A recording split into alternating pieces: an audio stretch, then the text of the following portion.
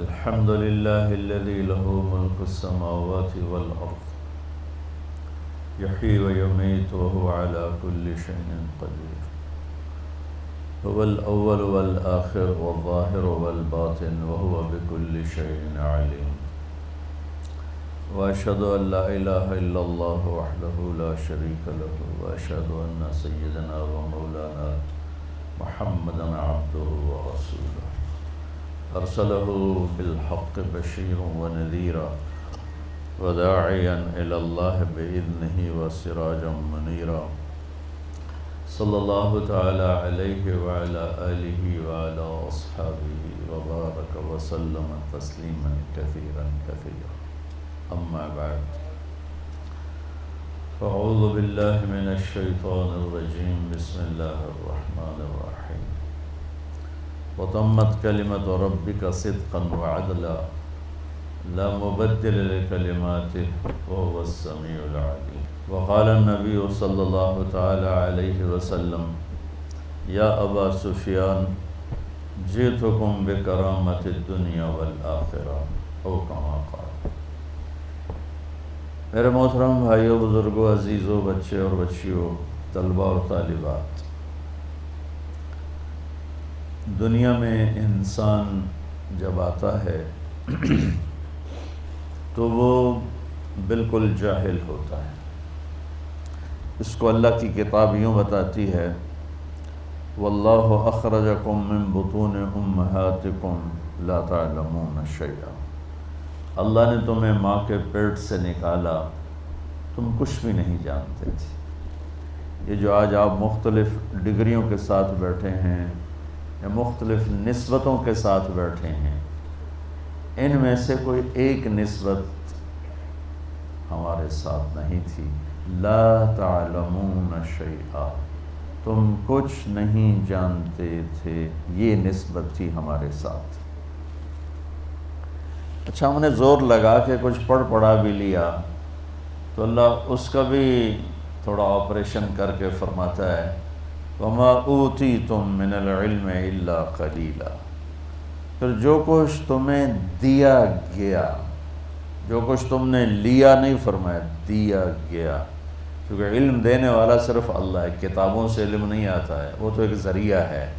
علم علیم اللہ کی ذات ہے، علیم اللہ کی ذات، ہادی اللہ کی ذات ہے. اور اللہ پہلی وحی میں کہتا ہے: علم الانسان ما لم یعلم، کہ سکھانے والا، بتانے والا صرف اللہ ہے. اور اس کو اس نے چھپا دیا تعلیم و تعلم میں، سیکھنے سکھانے میں، پڑھنے پڑھانے میں. اقرا، پہلی وحی ہماری ہے اقرا، اور یہی امت سب سے جاہل چل رہی ہے. عجب حیرت کی بات. ہمارے قرآن کے پہلے 19 الفاظ اترے تو وہ علم کو لے کر اترے، پڑھائی کو لے کر اترے، لیکن یہ سارے بچے صرف پاس ہونے کے چکر میں ہوتے ہیں. ان کو پڑھائی سے کوئی غرض نہیں. وہ پاس ہو جاوی کسی طرح، ڈگری لب جاوے تو وڈی ساری نوکری لب جاوے، بس. یہ کوئی تالیاں بجانے کی چیز ہے؟ یہ تو افسوس کی چیز ہے. ابھی اگر اعلان ہو جائے کہ آپ کی یونیورسٹی کا کیا نام ہے، بہاریہ یونیورسٹی کی جو ڈگری ہے وہ ویلڈ نہیں ہے، تکا لیتے صرف کام بولن کے بندہ کوئی نہیں ہوگا. صرف شفیق صاحب بیٹھے ہوں گے تسبیح پکڑ کے اللہ اللہ کرتے، باقی سب غائب ہوں گے. چونکہ یہ ساری میری جو نسل بیٹھی ہے، انہیں علم سے کوئی غرض نہیں. انہیں صرف ڈگری چاہیے، اور ڈگری بھی وہ چاہیے جس پہ جاب مل جائے، بڑی اچھی ہینڈسم جاب مل جائے، بس. بچوں، جب تک ہم تم علم کے فقیر رہیں گے نا، ہم سر اٹھا کے زندگی نہیں گزار سکتے. پیسے کا فقیر عزت سے زندگی گزار سکتا ہے، لیکن علم کا فقیر عزت سے زندگی نہیں گزار سکتا. اس کے لیے ذلت ہی ہے، پستی ہی ہے. جب تک تم بڑی ڈگریوں کے لیے باہر کی دنیا میں جا رہے ہو، تم فقیر ہو، تمہارے پروفیسر بھی فقیر ہیں. جس دن تمہارا علم تمہارے اپنے ہاتھ میں ہو، چونکہ علم اللہ کی طرف سے تقسیم عام ہے، تقسیم عام ہے۔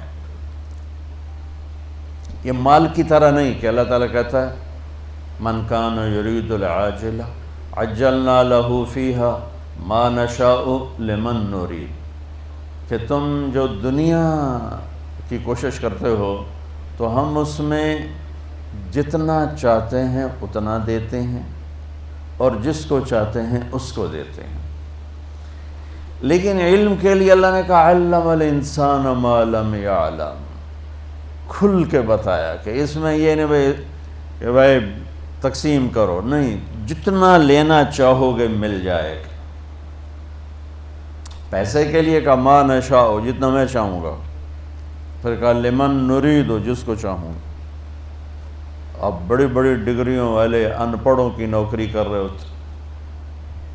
ایک خربوں پتی تاجر مجھ سے ملنے آیا، کہنے لگا میں 4 جماعتیں پڑھا ہوں، 5ویں پڑھ نہیں سکا تھا، اور اس نے شلوار الٹی پہنی ہوئی تھی، اس کو یہ نہیں نظر اب سلوار تھا سدھی کر لوا، پٹھی سلوار پاتے آئے ہو یا۔ تو علم کا فقیر کبھی عزت سے زندگی نہیں گزار سکتے۔ پیسے کا فقیر اگر ہاتھ بند کر کے رکھے، یوں نہ کرے یوں کرے، ساری زندگی عزت سے گزارے، وہ پورا معاشرہ عزت سے گزارے گا۔ لیکن جن کے پاس علم نہیں ہے اور وہ علم کی بھیک مانگ رہے ہیں تو انہیں ذلت و پستی سے نکالنے کا اور کوئی ذریعہ، دیکھو ہم ایٹمی طاقت بن گئے لیکن ذلت سے نہیں نکلے، میزائلوں کے تجربے کر رہے ہیں، ذلت سے نہیں نکلے کہ یہ جو میری نسل بیٹھی ہے انہیں علم کا شوق نہیں، انہیں پاس ہونے کا شوق۔ اور علم روٹی کے لیے نہیں پڑھا جاتا ہے، علم شعور کے لیے پڑھا جاتا ہے، علم برائے شعور ہے۔ علم کیوں پڑھ رہے ہو؟ میری فہم بڑھے، میری عقل بڑھے، میری سوچ بڑھے، میری نظر بڑھے، میری نگاہ بڑھے۔ اس لیے میں علم اگر پڑھ رہا ہوں کہ مجھے ڈگری ملے اور جاب ملے، تو پھر وہ راجے بازار والے میں اور تم میں کوئی فرق نہیں ہے۔ وہ جو وہاں بیٹھا ہوا صبح سے شام تک نوٹ چھاپ رہا ہے، اس میں اور تمہارے درمیان کوئی فرق نہیں۔ اور علم کے شوق کو بیدار کرنے کی جو ذمہ دار ہیں وہ ہماری یونیورسٹیاں ہیں، ہمارا نظام تعلیم ہے۔ لیکن میں دکھ سے کہتا ہوں ہماری یونیورسٹیاں کاروباری ادارے ہیں، تعلیمی ادارے نہیں ہیں۔ تو انہیں فکر ہی کوئی نہیں کہ ہم اپنی نسل کو کچھ دے کے مریں، کچھ ان کو کسی سطح پہ کھڑا کر کے جائیں۔ لہٰذا پڑھانے والوں کا بھی ذوق اتنا ہی ہے کہ یہ پڑھ لو بڑی اچھی جاب ملے گی، یہ پڑھ لو بڑا تمہارا برائٹ فیوچر ہے، تم امریکہ میں جا کے بڑی اچھی جاب لے سکتے ہو اور فرانس میں جا کے بہت اچھی جاب لے سکتے ہو۔ کون کہتا ہے کہ ملک کی خدمت کرو گے، قوم کی خدمت کر دو؟ تو پہلے بچوں اپنی نا تم نیتیں بدلو، نیتیں بدلو کہ تم نے علم لینا ہے۔ اور اللہ عام کر رہا علم الانسان ما لم یعلم، جو تمہیں نہیں آتا آؤ مانگو ہم دیں۔ تو انسان کی ایک کمزوری ہے، یہ پیدائشی جاہل پیدا ہوتا ہے، یہ علم باہر سے لیتا ہے۔ اور انسان کے علاوہ جتنی مخلوق ہے وہ پیدائشی تعلیم یافتہ ہوتی ہے۔ چیونٹی 1 سینٹی میٹر دیکھ سکتی ہے، اسے لائن بنانا کون سکھاتا ہے؟ قطار میں چلنا کون سکھاتا ہے؟ اندھیرے میں ملک چلانا اسے کون سکھاتا ہے؟ غلے کو اکٹھا کرنا، اسے کاٹ کے جمع کرنا اسے کون سکھاتا ہے؟ یہ جو سفید چونٹی دیمک جس کو کہتے ہیں، یہ اندھی ہوتی ہے، بالکل اندھی۔ اور 3 سال پہلے میرا 6-7 افریقی ملکوں میں سفر ہوا، جو غریب ملک جنگلوں سے بھرے ہوئے، اور جنگلوں سے گزرنا ہوا، اتنے بڑے بڑے پلر نما گھر بنے ہوئے۔ تو مقامی دوستوں کے ذریعے سے پتہ چلا کہ یہ دیمک کے گھر ہیں۔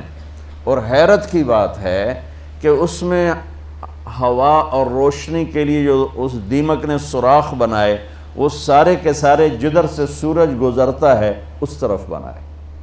ادھر کوئی سوراخ نہیں، سارے سوراخ اس طرف ہیں کہ سورج کی گزرگاہ کو سامنے رکھ کر ان اندھی کیڑیوں نے سوراخ بنائے ہیں۔ تو انسان اور غیر انسان میں ایک یہ عجب فرق ہے کہ یہ پیدائشی جاہل ہوتا ہے، اور پھر سارا زور لگا کے کوئی سیکھ سکھا بھی لے تو وہ بھی ہے الا قلیلا۔ یہ جاہل ہمیشہ زیادہ رہے گا اور علم ہمیشہ تھوڑا رہے گا، چونکہ علم کی تو انتہا کوئی نہیں۔ اور میری زندگی 60-70 سال ہے، میں اس میں کیا دعویٰ کروں کہ ہم بہت کچھ جانتے ہیں، ہم سب کچھ جانتے ہیں۔ بڑا ہی بیوقوف ہے جو یہ کہتا ہو ہمیں سارا پتہ ہے۔ ایک دل کے ڈاکٹر کہنے لگے اللہ کی قسم اٹھا کے کہ اللہ نے ہماری روٹی لگائی ہوئی ہے، ہمیں کچھ پتہ نہیں اندر کیا جہان چل رہا ہے۔ بس اللہ نے ہماری روٹی لگائی ہوئی ہے، ہمیں کچھ پتہ نہیں اندر کیا جہان چل رہا ہے۔ تو میں عرض کر رہا تھا بچوں، انسان پیدائشی جاہل ہے، یہ علم باہر سے لیتا ہے اور غلط بھی لے لیتا ہے، صحیح بھی لے لیتا ہے۔ جانور، مخلوق، درند، پرند، درخت، ان کا علم پیدائشی اپنے اندر ہوتا ہے، یہ باہر سے نہیں لیتے اور غلط نہیں لیتے، ہمیشہ صحیح لیتے ہیں۔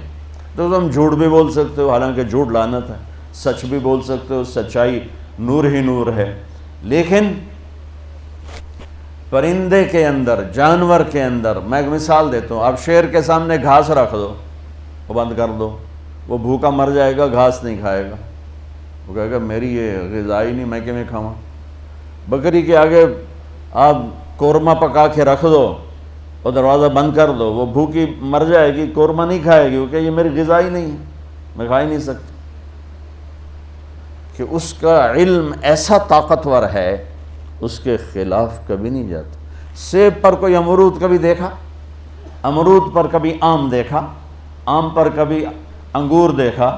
انگور کی بیل پہ کبھی کریلا دیکھا؟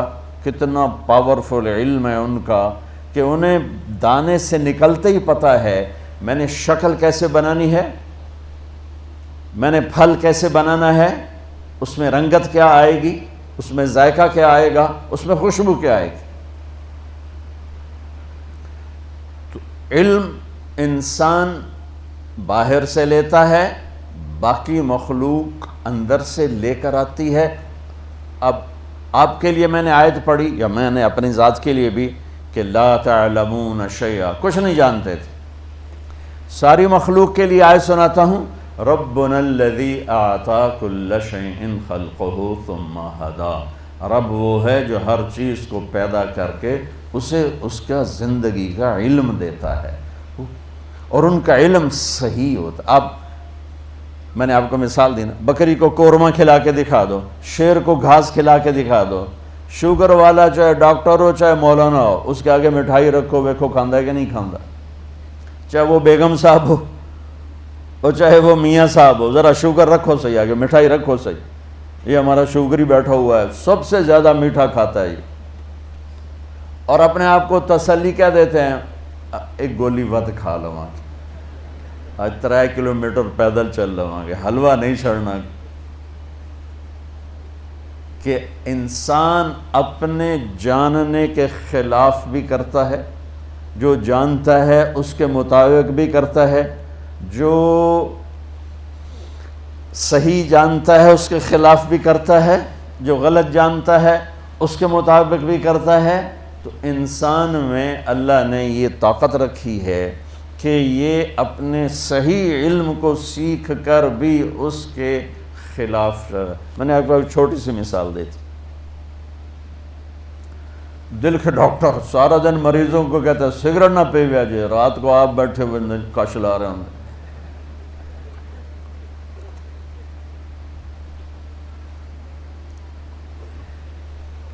تو آگے علم 2 طرح کے ہیں بچوں، جو انسان سیکھتا ہے وہ 2 طرح کا علم ہے۔ ایک علم وہ ہے جو میری ضرورت ہے، میرے اس چند دن زندگی کے لیے جن چیزوں کی مجھے ضرورت ہے ان کا سیکھنا بھی فرض ہے، کہ ہم غیروں کے غلام نہ بنیں، ہم خود تراشتے ہیں منازل کے سنگ میل، ہم وہ نہیں ہیں جن کو زمانہ بنا گیا، ہم اپنے علم کے پیچھے خود جان کھپاتے ہیں۔ ایک دور تھا کہ کیمسٹری پڑھنے کے لیے عربی کا جاننا لازمی تھا، چونکہ سارے علوم کیمسٹری عربی زبان میں تھے، لیکن یہ تو پدرمن سلطان بود ہو گیا، قصہ پارینہ ہو گیا، اس کو آج میں کیا دہراؤں۔ اب ایک علم ہے ضروریات زندگی کا، ایک علم ہے مقصد زندگی کا، ان دونوں کو بیلنس کر کے چلنا ہے۔ مقصد زندگی کا علم کیا ہے؟ جو قرآن میرے رب نے اتارا، انا انزلناہ فی لیلۃ القدر، جو میرے رب نے کہا ذالک الکتاب لا ریب فیہ، جو میرے رب نے کہا تفسیر الکتاب لا ریب فیہ، جو میرے رب نے کہا انہ لقول فصل وما هو بالہزل، جو میرے رب نے کہا تنزیل من الرحمن الرحیم، کتاب فصلت آیاتہ قرآنا عربیا لقوم یعلمون بشیرا ونذیرا فأعرض اکثرهم فهم لا یسمعون، جو میرے رب نے کہا تنزیل ممن خلق الارض والسماوات العلا الرحمن على العرش استوى له ما في السماوات وما في الارض وما بينهما وما تحت الثرى وان تجهر بالقول فانه يعلم السر واخفى، جو میرے رب نے کہا لو انزلنا هذا القرآن على جبل لرأيته خاشعا متصدعا من خشیة اللہ، جو میرے رب نے کہا کہ یہ کتاب تقشعر منه جلود الذین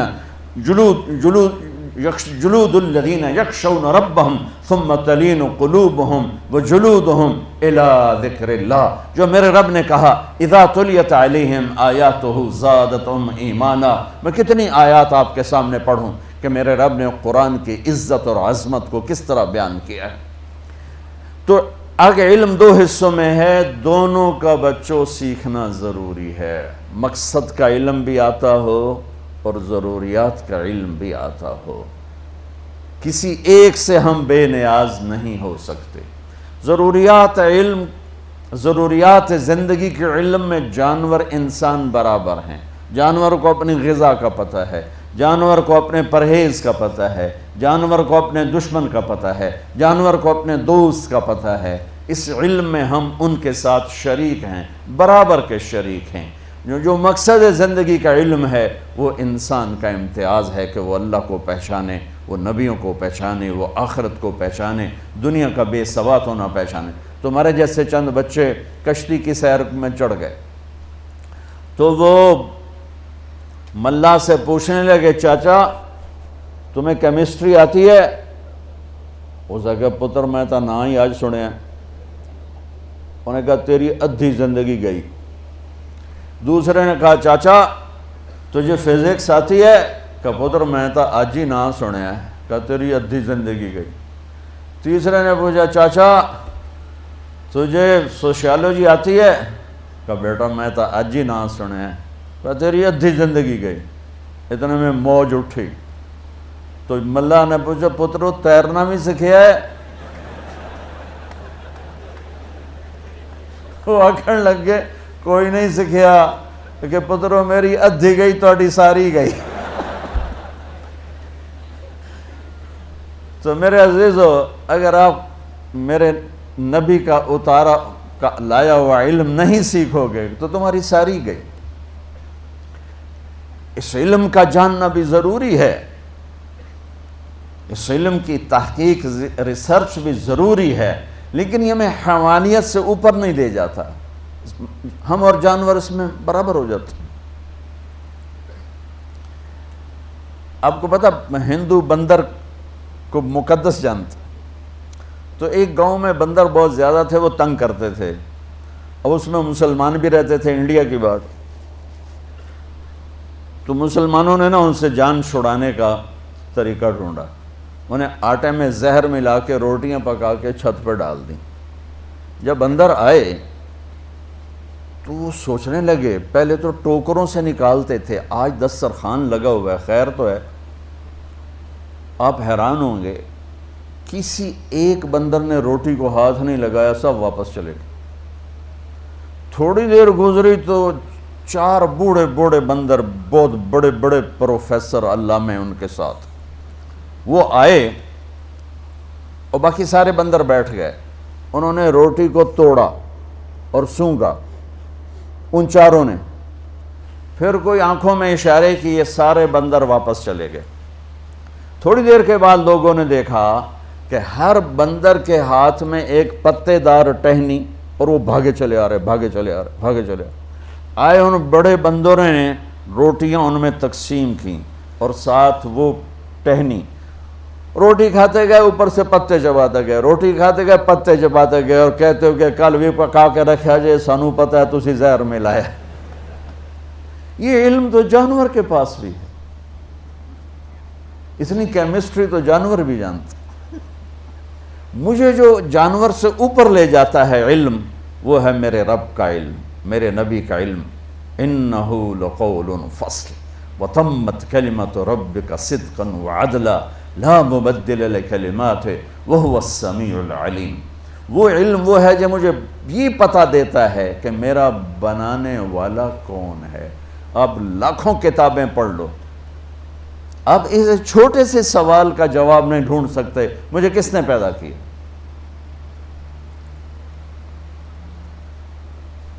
میرا بنانے والا کون؟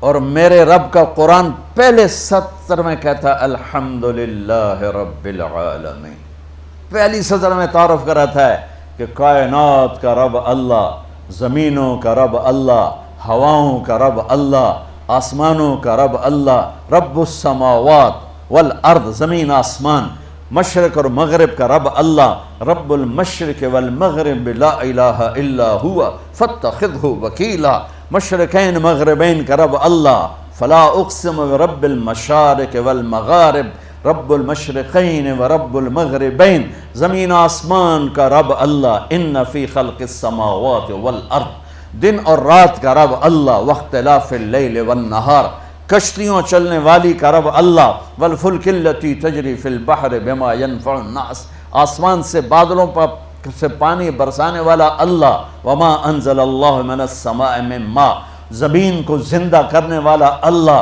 فاحیا بہ الارض بعد موتها، اس میں زندگی کی رونقیں دکھانے والا اللہ، وبث فیہا من کل دابہ، موسموں کو بدلنے والا اللہ، وتصریف الریاح، آسمان سے بارش بادل کا نظام چلانے والا اللہ، والسحاب المسخر بین السماء والارض لآیات لقوم یعقلون۔ یہ علم کامل ہے، یہ علم راسخ ہے، اس علم کو چیلنج نہیں کیا جا سکتا۔ اللہ تعالیٰ پوری دنیا کے علم کو کہتا ہے هل عندکم من علم فتخرجوه لنا، جو علم تمہارے پاس ہے اس علم کو تیرا رب جب چاہے بدل دے، جب چاہے اس کو کھوٹا کر دے۔ ساری دنیا کا علم متفق ہے، آگ جلاتی ہے، ابراہیم علیہ السلام 40 دن آگ میں بیٹھے ہوئے ہیں، احلا ایام ہی، سب سے بہترین دن زندگی کے، جب آگ نے جلایا کیوں نہیں؟ آگ نے بھسم کیوں نہیں کیا؟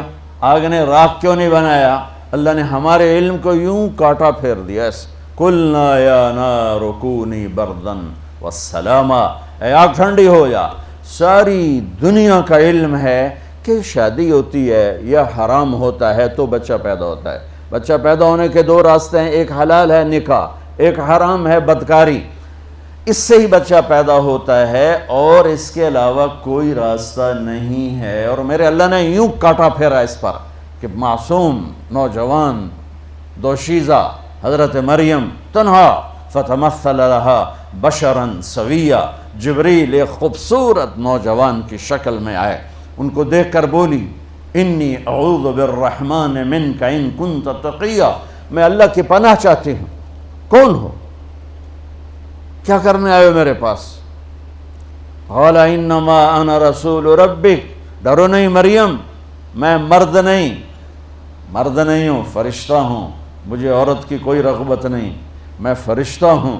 کہنے میرے پاس کیوں آئے ہو؟ لأہب لک غلاما زکیا، تیرا رب تجھے بیٹا دینا چاہتا ہے۔ وہ کہنے لگی توبہ انا یکون لی غلام، یہ بھلا کیسے ہو سکتا ہے؟ لم یمسسنی بشر، میری تو شادی نہیں، ولم اکو بغیہ، میں بدکار نہیں، میں آوارہ نہیں، میں فاحشہ نہیں، تو مجھے بیٹا کیسے ہو سکتا ہے؟ حلال سے ہو تو میری شادی نہیں، حرام سے ہو تو میں کر نہیں سکتے، تو کیسے ہوگا؟ قال كذلك قال ربك هو علي هين ولنجعله آية للناس ورحمة منا وكان أمرا مقضيا۔ مریم، یہ تیرا رب تیری پیدائش سے پہلے فیصلہ کر چکا تھا کہ تجھے وہ بن بیاہی بیٹا دے گا، بن خامن کے بیٹا دے گا۔ اب وہ آگے بڑھے، وہ پیچھے ہٹیں اور ایسے کام پر آئیں، ہٹتے ہٹتے ہٹتے ہٹتے دیوار کے ساتھ لگ گئی۔ اب پیچھے تو اور کوئی جگہ نہیں ہے، تو دیوار کے ساتھ لگ کے کام پر آئی ہیں اور ان کو تسلی دے رہے ہیں، ڈرو نہیں ڈرو نہیں، میں آپ کو کچھ نہیں کہوں گا، کچھ نہیں کہوں گا۔ اور مجھے دیکھو، اے یہاں سے پکڑا، یہاں سے آستین سے، اور یوں کیا، ایک پھونک ماری، ادھر پھونک لگی اور ادھر 9 مہینے کا بچہ پیٹ میں تیار ہو گیا۔ اللہ نے ہزاروں سال کی انسانی تجربہ گاہوں کو یوں زیرو کر کے دکھا دیا کہ فعال لما یرید، تیرا رب جو چاہے کر کے دکھا دے۔ حمل ہوا، درد اٹھا، دوڑ لگائی، یہ سارا کام ایک دم ہو رہا تھا۔ ایسا نہیں کہ حمل ٹھہرا اور پھر 9 مہینے گزرے، کس کس کو جواب دیتی؟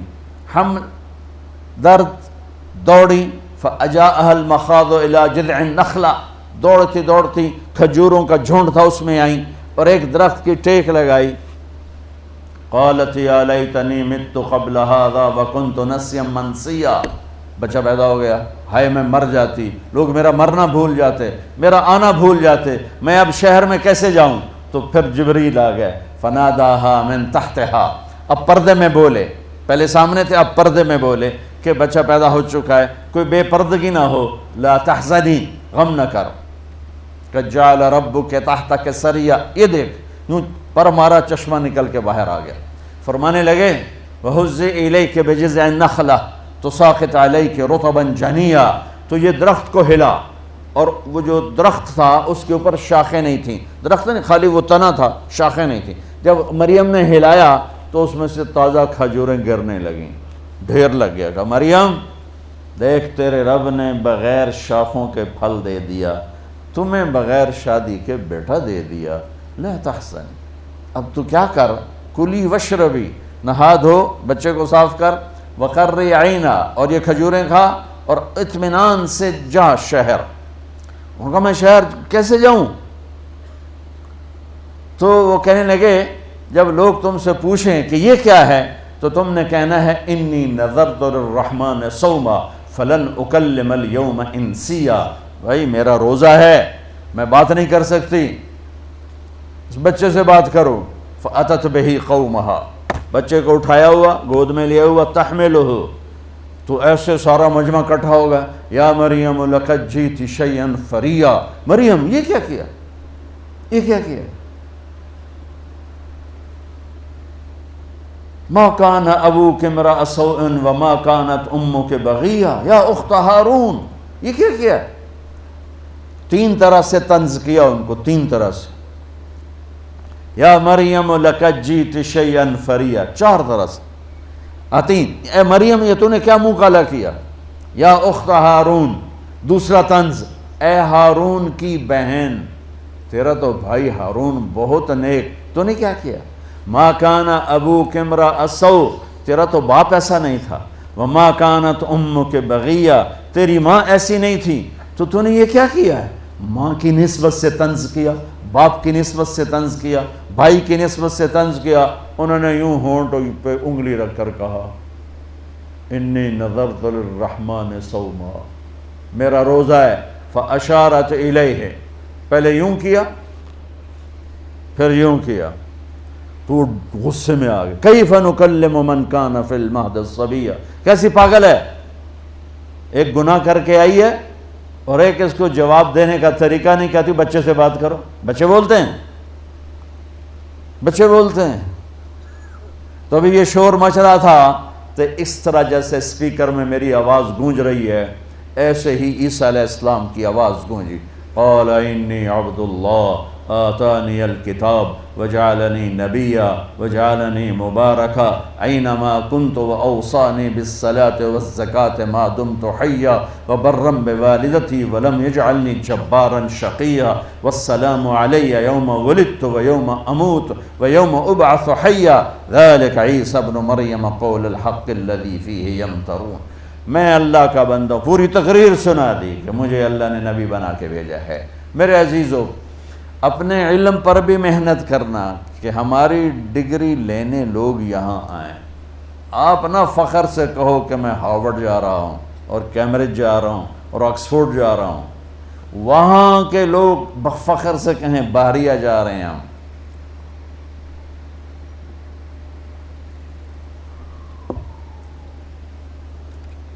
اور اس کے ساتھ وہ علم جو مجھے میری زندگی کا مقصد سمجھائے، ملاح کی بات کی طرح کہیں ساری نہ چلی جائے کہ بچوں اپنے اللہ کو پہچانو کہ میرا خالق میرا اللہ ہے، لا الہ الا اللہ، مجھے اس کی مان کے چلنا ہے۔ ماننے کا طریقہ کیا ہے؟ میرے تو اس کے درمیان پردے نظر نہیں آتا، سنتے نہیں ہیں، دیکھتے نہیں ہیں، تو کیا کروں، کیسے اس کی مانوں؟ تو کلمے کا دوسرا جز ہے محمد الرسول اللہ، کہ اللہ نے اپنے نبی کی زندگی کو اتنا محفوظ کر دیا کہ آج 1440 ہجری ہے، 14040 بھی ہو تو جیسے قرآن کے الفاظ کی حفاظت ہے، ایسی میرے نبی کی زندگی کی بھی حفاظت ہے۔ کوئی زیر زبر آپ کی زندگی کا ہم سے چھین نہیں سکتا۔ اللہ ایسے لوگ پیدا کرتا رہے گا جو نبی کی زندگی کا جھنڈا اٹھا کے چلتے رہیں گے، لوگوں کو بتاتے رہیں گے، ورنہ تو حجت قائم نہیں ہو سکتی کہ جی ہم تو 1440 ہجری میں تھے، ہمیں تو پتہ ہی نہیں تھا ہمارے نبی کیا تھے اور ہمارے نبی کیا کہتے تھے اور کیا چاہتے تھے۔ میرے نبی نے کہا ترکتکم علی محجۃ بیضاء لیلھا کنہارھا لا یزیغ عنہا الا ہالک، میں تمہیں روشن راستے پہ چھوڑ کے جا رہا ہوں، اگر میرے راستے کو چھوڑا تو ہلاکت کے سوا کچھ نہ ملے گا، اور میرا راستہ وہ ہے جس میں اندھیرا ہے ہی نہیں، روشنی، کیونکہ آپ خود ذات میں نور ہی نور تھے، آپ خود اپنی ذات میں نور ہی نور تھے۔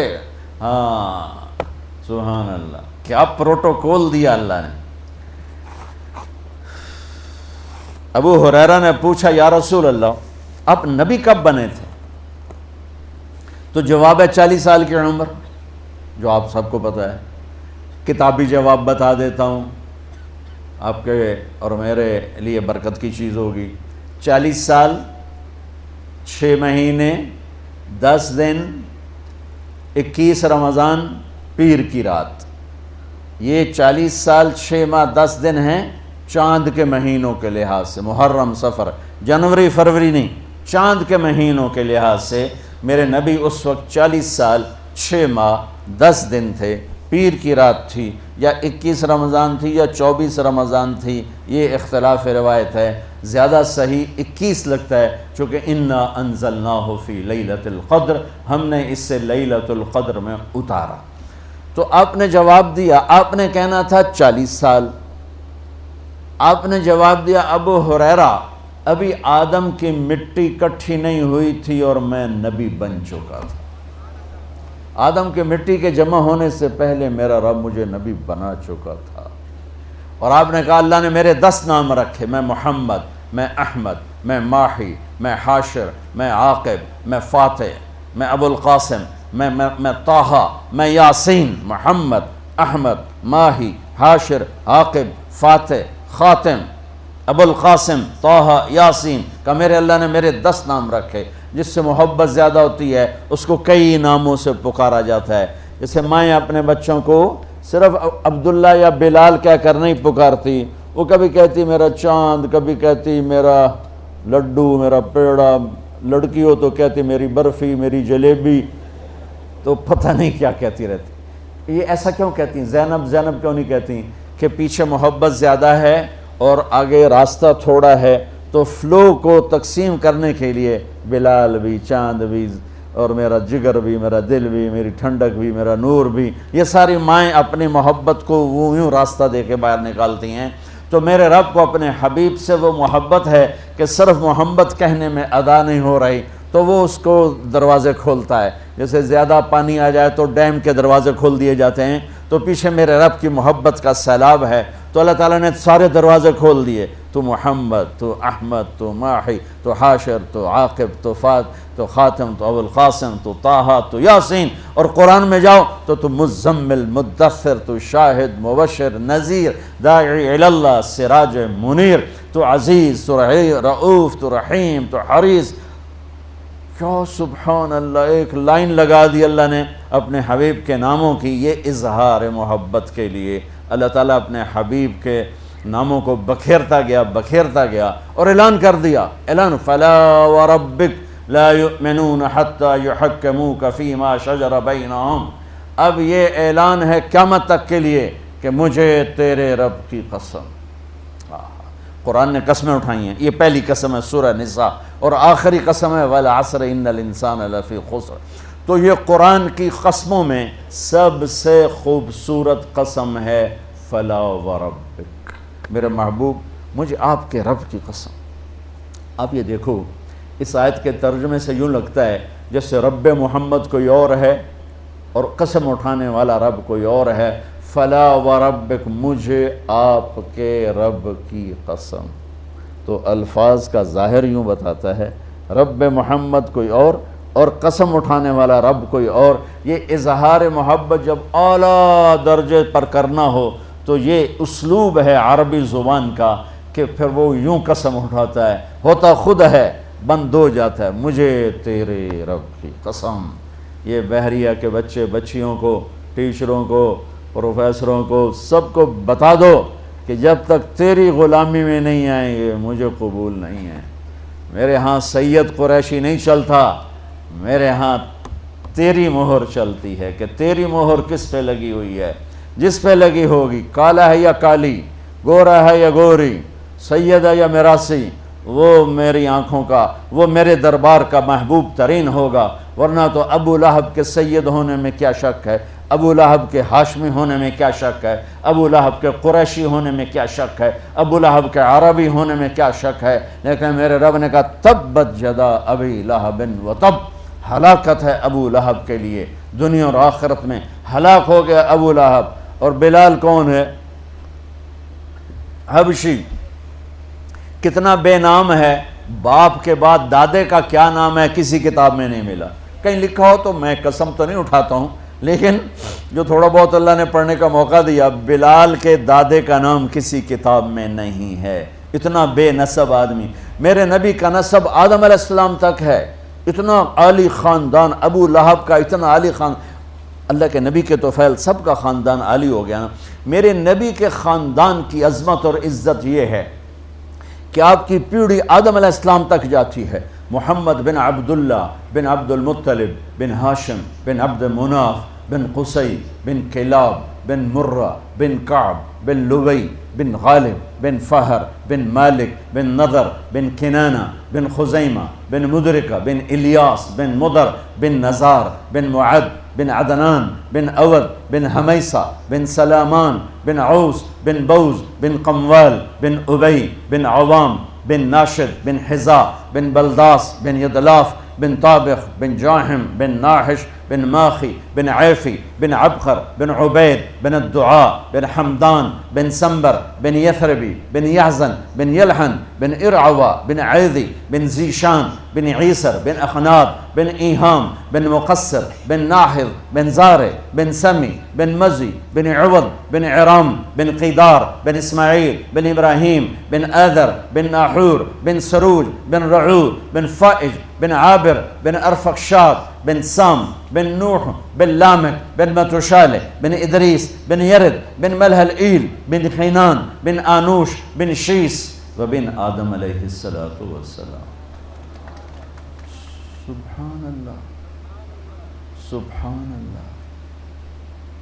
اور یہ ملا ہے رتبہ بنو ہاشم کو ہمارے نبی کی طرف ہے کہ کسی بائبل ایک لوکا کی ہے ایک متی کی ہے. لوکا کی بائبل میں حضرت عیسیٰ علیہ السلام کا نسب یعنی حضرت مریم سے داؤد علیہ السلام تک 11 پشتوں میں جاتا ہے، اور متی کی بائبل میں عیسیٰ علیہ السلام کا نسب مریم علیہ السلام کے راستے سے داؤد علیہ السلام تک 27 واسطوں سے جاتا ہے. ان کی اپنی جو ایتھینٹک کتابیں ہیں لوقا اور متی، باقی انہوں نے دائیں بائیں کر دی. لوقا اور متی، لوقا میں 11 واسطے ہیں، متی میں 21 یا 27 واسطے ہیں، اور اتنا بڑا اختلاف نظر آ رہا ہے. اور میرے محبوب کہ آدم تک اللہ نے سلسلے پر چھاؤں ڈال دی کہ اسے کوئی ہلا نہیں سکتا کہ یہ میرے نبی کا نسب ہے. لیکن بلال کے تو دادے کا بھی نہیں پتہ معلوم، اتنا بے نسب آدمی. لیکن میرے نبی نے فرمایا قیامت کے دن ساری دنیا جنت کے دروازے پر کھڑی، دم بخود، دروازے بند، تالے لگے ہوئے، اندر کیسے جائیں، اندر کیسے جائیں؟ چلو بھائی چلتے ہیں آدم علیہ السلام کے پاس، بجائے ہمارے نبی کے پاس آتے اللہ خود یہ کرے گا تاکہ اپنے نبی کی شان بلند کرے. آدم، ابا جان، دادا جان، نبیوں کے باپ، انسانوں کے باپ، دروازہ کھلواؤ. وہ کہیں گے میرے بچوں، میری بچیوں، میں تو تمہیں باہر کڑے آئی، اندر کوئی اور لے جاوے، کسی اور سے بات کرو، یہ میرے بس کا نہیں ہے. پھر یوں یہ سلسلہ چلے گا، نوح اور ادریس اور شیس اور شعیہ اور ابراہیم اور اسماعیل اور اسحاق، یعقوب، یوسف، موسیٰ، یوشع اور زکریا، یحییٰ، داود، سلیمان، لوط، شعیب، صالح، ہود، ذوالکفل، یسع. یہ چین چلا آ رہا ہے، چین چلا آ رہا ہے. اور یونس، آخر میں آئیں گے عیسیٰ علیہ السلام. سارے نبی کہیں گے بھائی ہمارے بس کا نہیں، بھائی ہمارے بس کا نہیں، ہمارے بس کا نہیں، آپ لوگ کسی اور کے پاس جاؤ، کسی اور کے پاس جاؤ. جب آئیں گے نا عیسیٰ علیہ السلام کے پاس 1,24,000 نبیوں سے پھر کر، وہ بھی کہیں گے میرے بس کا نہیں، پر ایک اضافی بات کہیں گے تمہیں کسی نے نہیں بتایا، میں تمہیں بتاتا ہوں. اگر آج دروازہ کھلوانا ہے نا تو جاؤ محمد مصطفیٰ کے در پر، وہاں سے کھلے گا اور کہیں نہیں کھلے گا. اب یہ سورا امت مسلم اور پہلی ایمان والی امتیں، یا رسول اللہ، یا حبیب اللہ، دروازہ تو آپ کہیں گے انا لہو، میں ہی کھلواؤں گا، اور وہیں سجدے میں چلے جائیں گے. اللہ آپ کے اوپر تعریف کا الہام کرے گا. آپ نے فرمایا وہ اللہ کی تعریف کروں گا جو پہلے کبھی نہ کی ہوگی. پھر میرا اللہ کہے گا ارفع راسک، سل تعطا، اشفع تشفع، یا حبیبی یا محمد، میرے محبوب، میرے محمد، سر اٹھا، سوال کر، پورا کروں گا، سفارش کر، قبول کروں گا. تو میرے نبی کہیں گے یا اللہ دروازہ کھول. اللہ فرمائیں گے پہل کر، فیتا کاٹو، فیتا. کہیں گے یا اللہ میں تیار. تو لوگ کیا دیکھیں گے؟ جنت سے ایک سواری اڑتی ہوئی آ رہی، اڑتی، جیسے جہاز ہوتا ہے اس کے تو پر فکس ہوتے ہیں، وہ ایسے پروں کو ہلاتی ہوئی آ رہی، اور آ کر لینڈ کرے گی ہیلی کاپٹر کی طرح میرے نبی کے سامنے، اور آپ اس کے اوپر تشریف فرما ہو جائیں گے. اس کی جو رسی ہے ایسی، یہ رسی اس کو چلانے والی، وہ نیچے گر جائے گی. رسی کے لگام کہہ لو، مہار کہہ لو، نیچے گرنے کا مطلب ہے کہ اس کو ڈرائیو میرے نبی نہیں کریں گے، کوئی ڈرائیور کرے گا، کوئی اور آئے گا ڈرائیو کرے گا. ٹھیک ہے، لہذا آپ سب یوں ہو جائیں گے، کون بھئی آ رہا ہے، کون، کس کو، چونکہ اب اعلان ہوگا. اب رسی کے گرنے کا مطلب ہے کوئی آمن والا ہے، کون ہے، کون ہے، کون. تو میرے رب کی طرف سے اعلان ہوگا بلال حبشی کو باہر لاؤ. نسب نہیں چلتے، وہاں میرے نبی کی غلامی کی، محمد سے وفا تو نے تو ہم تیرے ہیں، یہ جہاں چیز ہے کیا لوح و قلم تیرے ہیں. بلال میرے نبی کی سواری کی لگام پکڑ کے آگے آگے چلے گا، اور آپ نے فرمایا میں دروازے پہ دستک دوں گا، اندر سے آواز آئے گی کون؟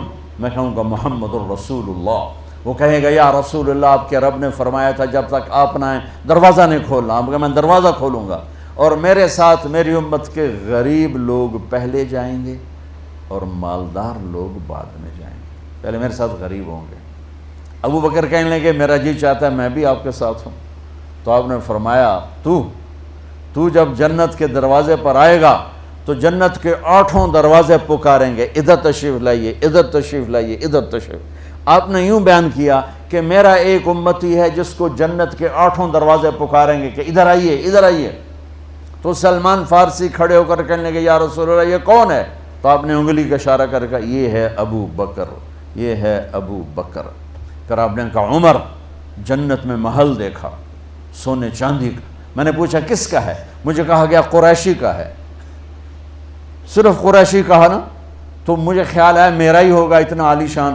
جب 2 قدم بڑھائے تو فرشتے نے کہا آپ کے غلام عمر بن خطاب کا ہے۔ عثمان جنت میں ہر نبی کا خاص ساتھی ہے، میرا خاص ساتھی تو بنے گا۔ علی کا ہاتھ پکڑ کے یوں لاتے لاتے لاتے سینے سے لگا لیا، علی تجھے مبارک ہو، جنت میں تیرا گھر میرے گھر کے سامنے ہے، راضی ہو؟ تو وہ رونے لگے کہ یا رسول اللہ میں راضی ہوں۔ طلحہ، زبیر، ہر نبی کا ایک خادم ہے جنت میں، میرے 2 خادم ہیں، ایک طلحہ ایک زبیر۔ عبد الرحمن بن عوف تو سب سے آخر میں آیا، یہاں تک کہ میں ڈر گیا کہ تو برباد ہو گیا۔ وہ رونے لگے، یا رسول اللہ میں کیوں پیچھے رہ گیا؟ کہ تیرے حساب نے تجھے پکڑوا دیا، تیرے حساب کی کثرت نے، تیرے مال کی کثرت نے تجھے حساب میں پھنسا دیا، تو حساب دے کے پہنچا۔ یوں یہ امت اور میرے نبی اور یہ امت کے لوگ جنت میں داخل ہوں گے۔ آگے ہر آدمی کی سواری تماشا، یہ جو ہماری بچیاں بیٹھیں، ایمان والی عورتوں کو اللہ جنت میں پہلے داخل کر دے گا، مرد بعد میں جائیں گے، یہ پہلے جائیں گی۔ ان کو اللہ تعالیٰ جنت کے لباس پہنائے گا اور جنت کے زیور پہنائے گا اور جنت کا میک اپ فرمائے گا۔ سبحان اللہ۔ پہلے جنت کی لڑکی کا حسن سنو کہ سورج کو انگلی دکھائے تو سورج نظر نہیں آئے گا۔ جنت کی لڑکی یہ کلائی اپنی ظاہر کر دے تو سارے بلیک ہولز میں بھی روشنی پھیل جائے گی، پھر اپنی کلائی ظاہر کر دے، اور وہ مسکرا کے دیکھ لے تو اس کے دانتوں کے نور سے ساری کائنات چمکنے لگی۔ اپنا دوپٹہ ہوا میں لہرا دے تو ساری کائنات میں خوشبو پھیل جائے گی۔ چند بال توڑ کے زمین پہ رکھ دو تو خوشبو سے سارا جہان معطر ہو جائے۔ مردوں سے بات کرے تو ان میں زندگی کی لہر دوڑا دے، زندوں کو چہرہ دکھائے تو کلیجے پھٹ جائیں۔ اور اللہ نے اسے مٹی سے نہیں بنایا، مشک عنبر زعفران کافور سے بنایا ہے، مشک عنبر زعفران کافور سے بنایا ہے۔ ہمیں بنایا آگ پانی مٹی ہوا، انہیں بنایا مشک عنبر زعفران کافور، اور اس میں آب حیات ڈالا۔ پر ان کا میک اپ کیسے کیا؟ اپنے نور کے ساتھ ان کا میک اپ کیا۔ اور اللہ تعالیٰ نے جنت الفردوس کی لڑکی کو جس دن پیدا کیا، اس دن سے آج تک جو سائنس کہتی ہے کہ کائنات کو بنے 25 سے 30 ارب سال ہوئے ہیں، اللہ تعالیٰ جنت کی ہر چیز کا میک اپ کر رہا ہے روزانہ، پہلے سے 5 دفعہ۔ یہ بہت بڑی یونیورسٹی ہے بحریہ، اس کا میک اپ شروع کرو تو 2 4 10 20 50 سال کے بعد آپ کو جگہ نہیں ملے گی کہ اب کیا کریں۔ ایک دلہن کا میک اپ کرو 2 گھنٹے 4 گھنٹے 5 گھنٹے 8 گھنٹے، اب اس کا منہ ہی ختم ہو گیا، اب کیا کرنا ہے؟ اب کیا کرنا؟ پاؤڈر دا ڈبہ تا منہ تو نہیں مارنا ہوتے، ختم۔ 8 گھنٹے میں میک اپ ختم ہو گیا۔ چلو بھائی بہت زیادہ بڑی دلہن بنایا، کسی مالدار کی بچی کو دلہن بنایا تو بہت زیادہ وقت لگا دیا۔ اب ذرا تصور کرو کہ جنت کے پتے سے لے کر اس کی گھاس کے تنکے تک کو، جنت کی حور تو بڑی چیز ہے، اللہ روزانہ پہلے سے 5 گنا زیادہ خوبصورت کر دیتا ہے میک اپ کر کے اس کی۔ تو وہ لڑکی کیا بن رہی ہے جس کو روزانہ اللہ میک اپ کر رہا ہو اور 5 دفعہ دن میں روزانہ کر رہا ہو، اور مشک عنبر زعفران کافور سے ہو۔ اس کی ہائٹ 130 فٹ ہے جو اماں حوا ربا آدم کی تھی۔ اگر ہم اسی ہائٹ میں چلے گئے تو شفیق صاحب کو اپنی بیوی تو بوجھ میں پا لے گی، وہ ڈھونڈتی پھر رہے ہو کہ میرا ہسبینڈ کتنے گیا، چونکہ وہ ایک جوڑا نہیں پہنتی ہے، وہ 100 جوڑے پہنتی ہے، 100۔ ان جوڑوں کا وزن کوئی نہیں، وہ نور کے دھاگے سے بنے ہیں۔ جو جنت کا جو میٹیریل ہے کپڑے کا وہ نور ہے، اللہ نے نور سے دھاگا بنایا، اور نور بے وزن ہوتا ہے، لہذا 100 پہنو 1000 پہنو وزن کوئی نہیں ہوگا۔ تو 100 جوڑے 130 فٹ ہائٹ، اور اس کا وہ جو لہنگا ہے 3 میل کے دائرے میں گھومے گا۔ تو اگر ہم اسی قد میں چلے گئے اسی تک کسی کھبے سے جب بوجھے چڑھ جاؤں گے سانو کٹ ہی نہیں سکے گی، ڈھونڈتی پھیرے گی ہسبینڈ کہاں گیا، ہمیں گود میں لوریاں دے رہی ہو کہ واہ میرا ہسبینڈ کیسا ہے۔ تو اللہ تعالیٰ تمہیں بھی لوٹا کے 130 فٹ کر دے گا، سب یہ عورتیں یہ سب 130 فٹ پر چلے جائیں گے جو اللہ نے اصل بنایا۔ یہ اصل میں پیسج آف ٹائم کے ساتھ ہمارا قد نیچے گیا، آگے چل کے اور نیچے ہو جائے گا۔ ایک زمیندار نے اپنے مراسی سے کہا اے میرے گھوڑے نو مالش کر، تو مراسی بڑی نازک قوم ہوتی ہے، وہ کام تو کرتے نہیں، تو اس کے سامنے کھڑے ہو کے اس نے شروع کر دیا۔ جب وہ گھر گیا وہ جا کے سو گیا، صبح اٹھ کے دیکھا تو گھوڑا چور لے گئے، تو انہوں نے کہا ابھی مارے گا، جو میری خیر نہیں۔ وہ بھاگا بھاگا گھر گیا، اپنا خرگوش لے کر آ کر اس کو باندھ کے رسے سے اس کی مالش شروع کر دی۔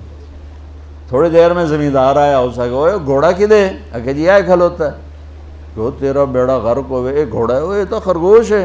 نہیں سائیں گھوڑا ہے، ساری رات مالش کی تھی، یہ تو گھس گھس گھس کے اے یا کھلوتا۔ تو ہم پر جو ہزاروں سال گزرے ہیں تو ٹائم نے ہماری مالش کرتے کرتے کرتے یہ چھوٹے چھوٹے لوگ بنا دیے۔ جب اللہ تعالیٰ جنت کا فیصلہ کرے گا تو یوں واپس لوٹائے گا 130 فٹ کی ہائٹ پر۔ تو جنت کی لڑکی جب اتنی خوبصورت ہے تو یہ ایمان والی بچیاں، اور وہ میں افریقہ کیا ہوں، بدصورتی کے منظر دیکھے، بدصورت ترین ایمان والی عورت، اللہ تعالیٰ اس کے چہرے پر ایسی نور کی تجلی ڈالے گا کہ یہ جنت کی لڑکی سے 70 گنا نہیں 70,000 گنا زیادہ خوبصورت ہو جائیں گے۔ 70 گنا نہیں 70,000 گنا۔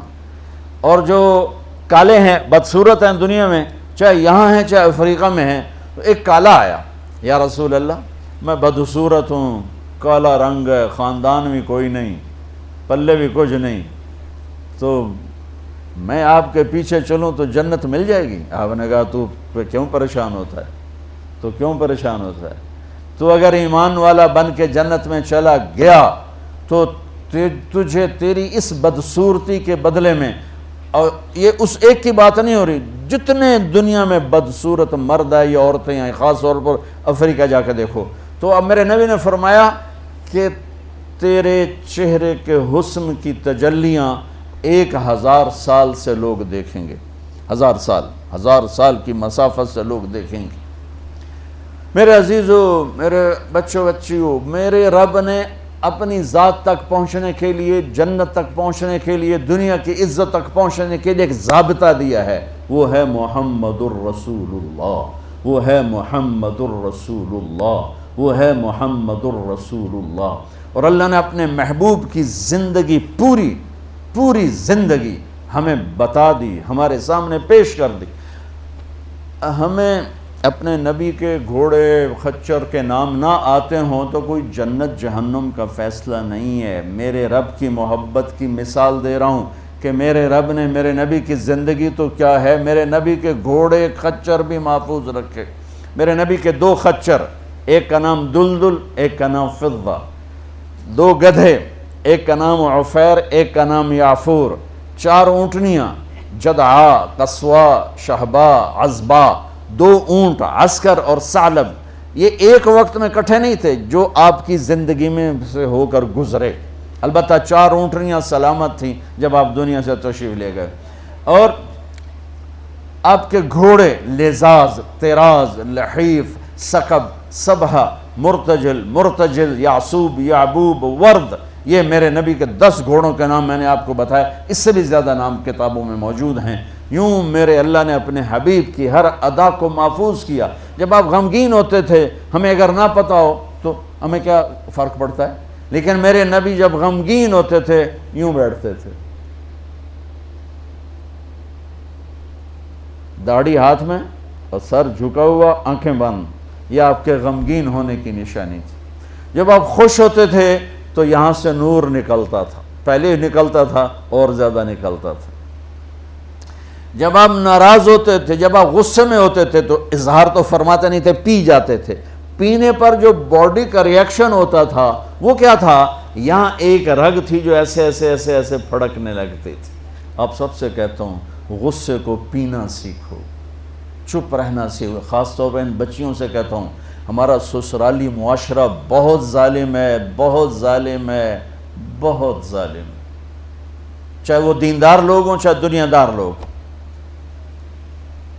اس لیے چونکہ ہمارا جوائنٹ فیملی سسٹم ہے، یہ بہت پسندیدہ تھا اور اب بھی ہو سکتا ہے اگر ایک دوسرے کے مقام کا پتہ ہو، ایک دوسرے کے مرتبے کا پتہ ہو، لیکن اب ٹانگ اڑانا ہی ہماری معاشرت بن چکا ہے تو زندگی اجیرن ہو. ایک لڑکا لڑکی زندگی شروع کریں تو ایک کے مسائل ہیں اور اس کے مسائل ہیں تو بڑی جلدی حل ہو جائیں گے. لیکن جوائنٹ فیملی سسٹم میں وہ جاتی ہے بچی، خامند کے مسائل الگ، ساس کے الگ، سسر کے الگ، نندوں کے الگ، دیور کے الگ، بھابھی کے اور اس کے مامیوں کے الگ، چاچیوں کے الگ، دادیوں کے الگ، نانیوں کے الگ. تو ہکو ساسی کافی ہے مسائل واسطے. تو باقی رشتے اتنے زیادہ ہیں کہ وہ مصیبت کھڑی کر دیتے ہیں. اس لیے میرے رب کی شریعت پڑھو. اگر میں مالدار ہوں اور میری بیوی کہتی میں نے الگ ٹھہرنا ہے تو میرے ذمہ اس کو گھر لے کر دوں، اس الگ زندگی شروع کروں. میری بیوی کے ذمہ نہیں ہے میرے ماں باپ کی خدمت، میری خدمت کرے گی، میرے ماں باپ کی نہیں. اگر مجھے اتنی سخت نہیں تو میں اس کو کرائے پر گھر لے کر دوں اگر وہ چاہے. اگر اتنی نہیں تو پھر ان بچیوں کا واجب حق ہے کہ گھر میں اس کے لیے ایک کمرہ، ایک کچن، ایک ٹوائلٹ اس کا لازمی حق ہے. اس کچن میں اس کے سوا اور کوئی نہ ہو، وہ ٹوائلٹ، وہ واش روم اس کے سوا اور کوئی استعمال نہ کرے، وہ کمرہ اس کے سوا اور کوئی استعمال نہ کرے. اگر اس کی بھی ہمت نہیں ہے کہ کسی کی بچی کو تھوڑا الگ وہ لا کر دے دیتے، بتا ہے ویکھو وہ تسبیح پڑھے تے روزے رکھے شادی نہ کرے. واہ، بڑے خوش ہیں، بڑی خوش ہو رہی ہیں. یہ ان کا لازمی حق ہے. پھر شادی نہ کرو، پھر روزے رکھو، پھر تسبیحاں پڑھو، نفل پڑھو، تبلیغ چلے جاؤ سال آستے.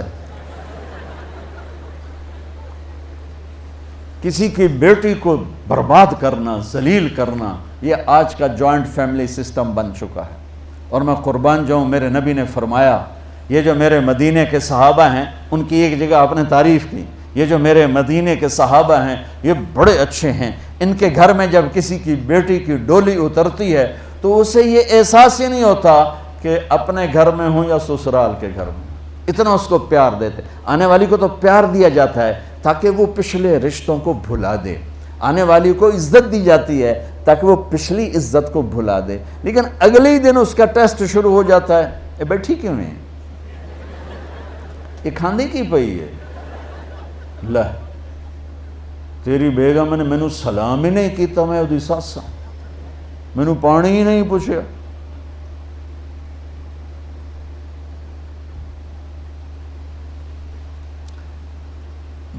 میرے نبی کی زندگی پڑھو، کیا خوبصورت زندگی ہے. کیا میرے نبی نے 11 شادیاں کیوں کی؟ اللہ کی قسم ہمیں زندگی سکھانے کے لیے. سنو حدیث سن لو، ما لی فی النساء من رغبت، مجھے عورتوں کی کوئی خواہش نہیں ہے. اور سن لو، ما تزوجت وما زوجت الا بوحی من السماء، میں نے جہاں شادی کی، جہاں بیٹی کی شادی کی، پہلے آسمان سے وحی آئی، پھر میں نے شادی کی. 40 سال ایک ایجڈ عورت کے ساتھ گزارے، 2 نکاح میں بیوہ ہو چکی ہیں.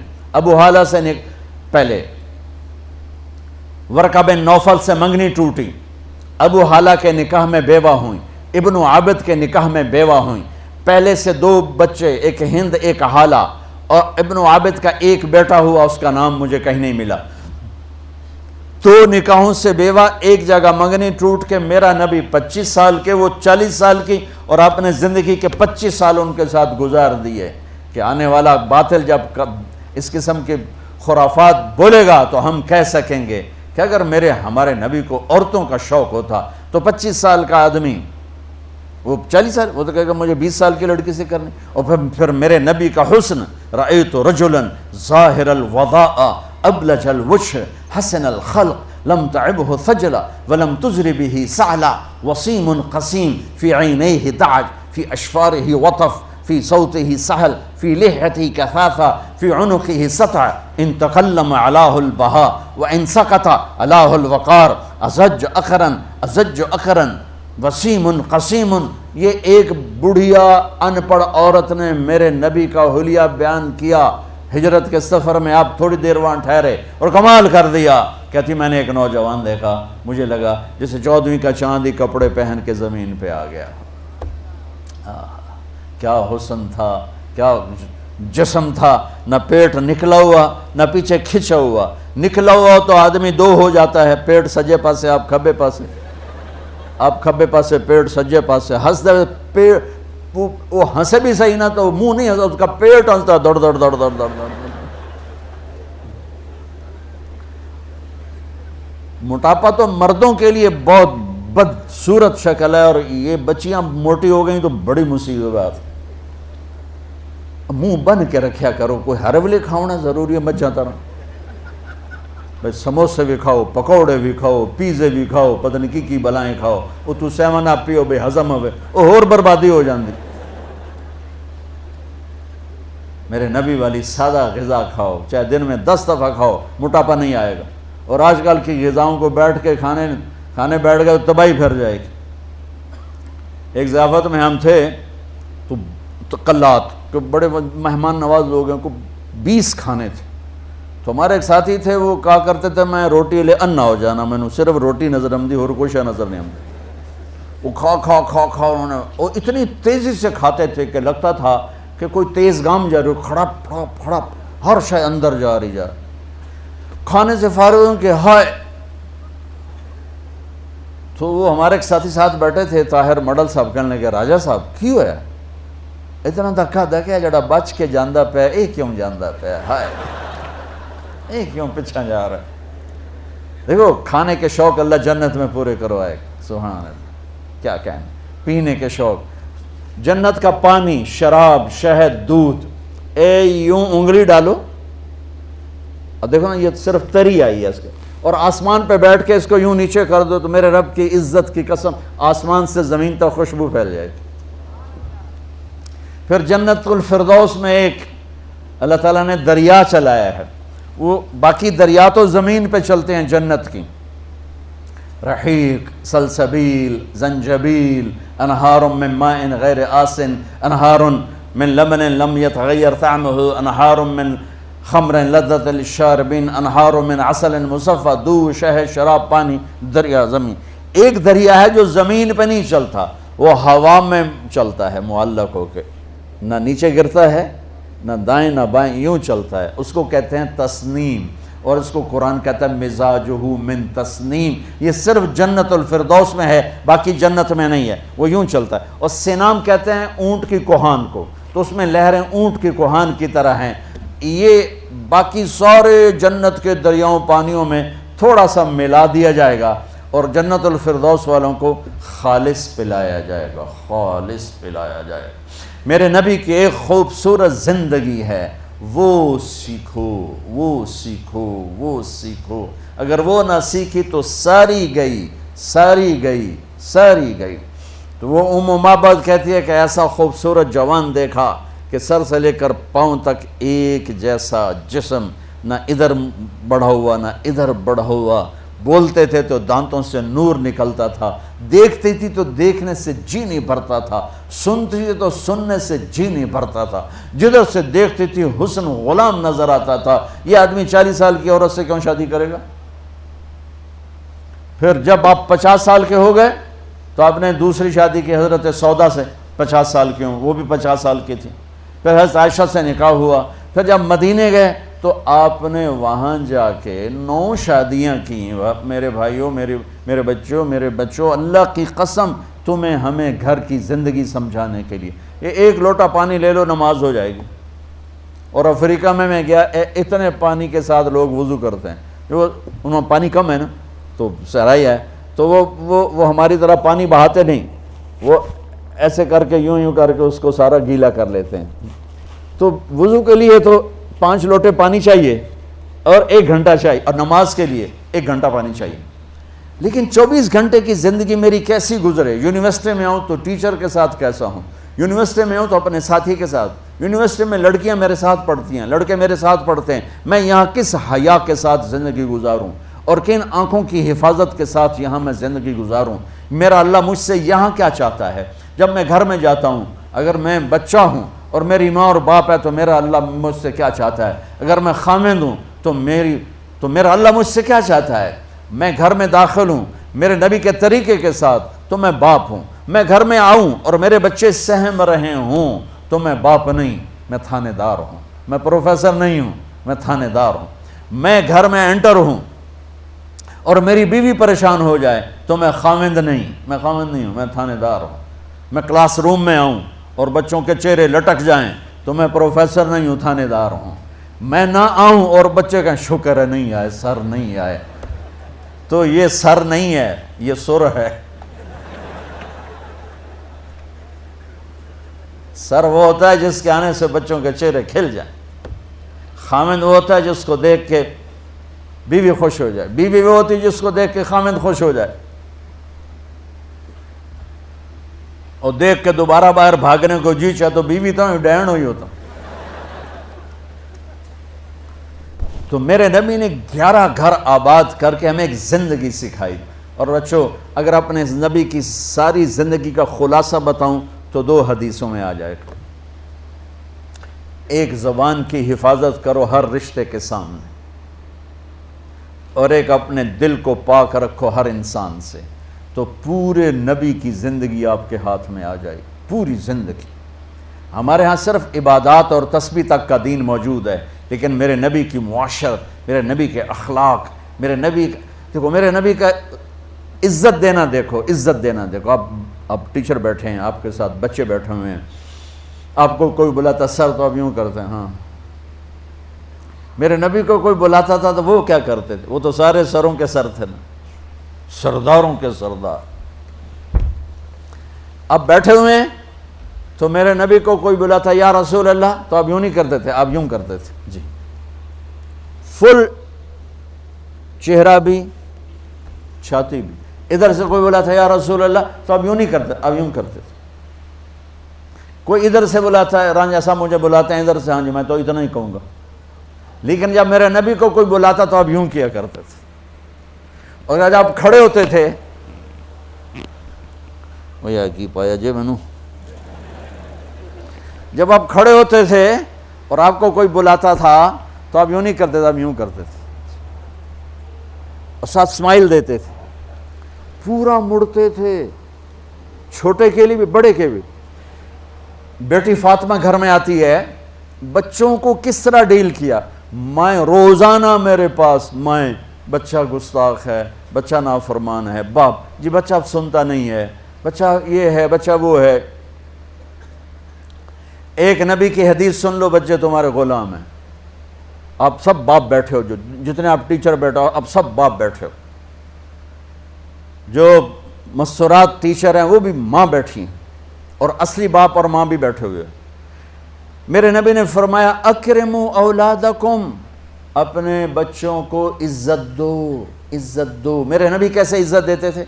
حضرت فاطمہ گھر میں انٹر ہوتی، اور یہ حضرت فاطمہ کا آنا کوئی 8ویں دن نہیں ہوتا تھا، گھر کے ساتھ گھر تھا، 2-4 گھر چھوڑ کے حضرت فاطمہ کا گھر تھا، ہر دوسرے تیسرے دن حضرت فاطمہ آتی ہیں، میرے نبی چیئر پہ بیٹھے ہیں، زمین پر بیٹھے ہیں، چارپائی پر بیٹھے ہیں، لیٹے ہوئے ہیں، جو ہی فاطمہ کو دیکھتے آپ کھڑے ہو جاتے۔ سبحان اللہ، کوئی اپنے بچوں کے لیے کھڑے ہوتے؟ آپ لوگ کلاس روم میں آتے ہو تو آپ کے لیے بچے کھڑے ہوتے ہیں، اور میرے نبی کیا یہ بچے آپ کی اولاد ہیں؟ میرے نبی کھڑے ہو جاتے، اور وہیں نہیں کھڑے رہتے تھے بلکہ تیزی سے آگے بڑھتے تھے، اور جا کر حضرت فاطمہ کا ہاتھ پکڑ لیتے تھے مسافر کے، اور پھر دیکھو مجھے یوں بوسہ لیتے، پھر ہاتھ پکڑے پکڑے پکڑے لے کر آتے، پہلے حضرت فاطمہ کو بٹھاتے پھر خود بیٹھتے تھے۔ تو پھر کیا جنت کی عورتوں کی سرداری مل گئی۔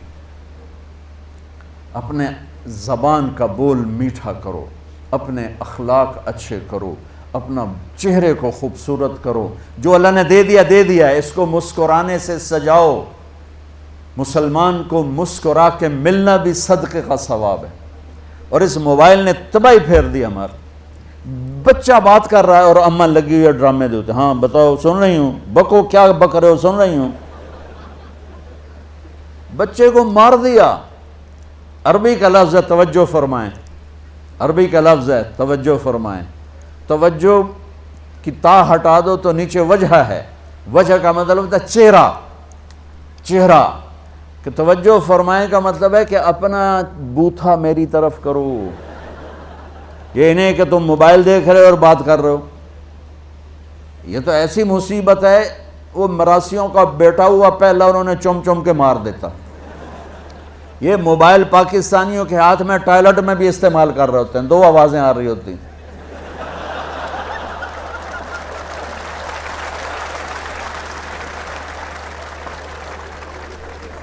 دیکھو اللہ کے واسطے، یہ فون ہے بھائی، فون ہے، اسے ضرورت کے لیے استعمال کرو، اس کو اپنے لیے لعنت مصیبت نہ بناؤ۔ ٹوائلٹ میں سودے کر رہے ہوتے ہیں، یقین مانے میں جھوٹ نہیں بول رہا ہوں، میں نے چونکہ میرا سفر بہت رہتا ہے، کہیں نہ کہیں جہازوں پر چڑھتے ہوئے کوئی لائن لگی ہوتی ہے، اندر ہی بیٹھا سودا کر رہا ہوتا ہے، پیمنٹ ملے گی کہ نہیں ملی، باہر لائن لگی ہوئی۔ وہ ایک خاتون پیپر چیک کر رہی تھیں، ٹیچر تھیں، تو چیک کرتے کرتے رونے لگیں، تو ان کے خامند نے پوچھا کیا ہوا، تو انہوں نے پیپر آگے کر دیا، اوپر roll number dash dash dash, تو اس میں تھا کہ تم کیا بننا چاہتے ہو، ایک کویسچن تھا، تم کیا بننا چاہتے ہو، تو اس بچے نے یہاں سے شروع کیا، I want to be a smart phone, یہاں سے اس نے یہ بات، چھوٹے بچوں کا پیپر، تو وہ پڑھا کہ بھئی میں اسمارٹ فون بننا چاہتا ہوں، چونکہ میرے ماں باپ جتنا فون کو اہمیت دیتے ہیں اتنا مجھے اہمیت نہیں دیتے، تو میں اسمارٹ فون بننا چاہتا ہوں۔ تو اس کے خامند نے کہا تو اس میں تو کیوں رو رہی، کہا تمہیں پتہ یہ رول نمبر کس کا ہے، کہا نہیں، کہا یہ تیرے میرے بچے کا ہے۔ میرے نبی نے ایک زندگی سکھائی، آپ گھر میں آتے تھے مسکراتے ہوئے آتے تھے، اظہار محبت فرماتے تھے۔ عرب کے ماحول میں بیوی سے اظہار محبت عیب تھا، اور گرل فرینڈ بنانا ایک فخر تھا۔ آپ لوگ کٹھے پڑھتے ہو، اس لعنت سے بچو، باعزت آئے ہو باعزت چلے جاؤ، اپنی شادیاں ماں باپ کی رائے سے کرو، ماں باپ کی دعائیں لے کر کرو، اپنے فیصلے خود مت کرو۔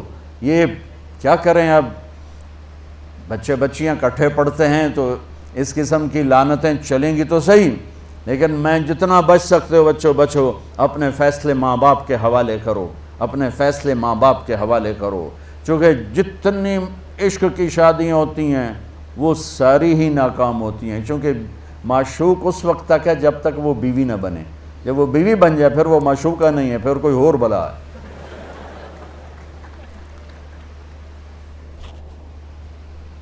عرب کے ماحول میں اظہار عشق بیوی کا عیب، اور گرل فرینڈ کے لیے اشعار، وَهَلْ تَبْكِينَ لَيْلَا، دیکھو مثال دیتا ہوں، مجنو لیلا کا عاشق تھا، بیوی کے لیے کبھی ایک لفظ نہیں بولا، اور لیلا کے لیے دیکھو کیسے بول رہا ہے، وَهَلْ تَبْكِينَ لَيْلَا إِذَا مِتُّ قَبْلَهَا وَقَامَ عَلَى قَبْرِ النِّسَاءُ النَّوَائِحُ لَيْلَا كَمَا لَوْ أَصَابَ الْمَوْتُ لَيْلَا بَكَيْتُهَا وجاد لها دمع من العين صافه وأغبط من ليلى، پھر لیلا بما لا أناله بلا كل ما قرت به العين طائح ولو أن ليلى، پھر لیلا ولو أن ليلى الأخيلية سلمت علي بدون جندل وصفائح۔ چار شعر ہیں، ہر شعر میں لیلا لیلا، یہ کلچر ہے عرب کا، اور بیوی سے اظہار محبت موت، عیب۔ اس کلچر میں بھرے مجمع میں ایک آدمی پوچھتا ہے یا رسول اللہ من احب الناس الیک، آپ کو سب سے زیادہ کس سے محبت ہے، تو اپنے نبی کی سنو، آپ نے زور سے فرمایا عائشہ سے۔ وہ ہل گیا، کہنے لگا ارے یہ کیا ہوا یا رسول اللہ، میرا مطلب یہ نہیں ہے، میرا مطلب ہے کہ مردوں میں کس سے زیادہ پیار ہے۔ تو آپ کو پتہ چل گیا، اس کی نبض پہ ہاتھ رکھ لیا کہ اس کو ہضم ہی نہیں ہوا کہ میں نے عائشہ کا نام لے دیا۔ اب آپ نے کہنا تھا ابو بکر سے، تو آپ نے کہا عائشہ کے ابا سے، عائشہ کے ابا سے۔ آپ اتنے کائنات کا بوجھ سر پہ اٹھا کے زندگی گزاری، اور اپنے حسنین کے لیے روزانہ وقت نکالتے تھے۔ آپ کہتے ہو میں ریکٹر ہو گیا ہوں، میرے پاس ٹائم کوئی نہیں، میں پروفیسر ہو گیا ہوں، میرے پاس ٹائم ہی کوئی نہیں، تو کیا فائدہ ہے ٹائیاں لگانے کا؟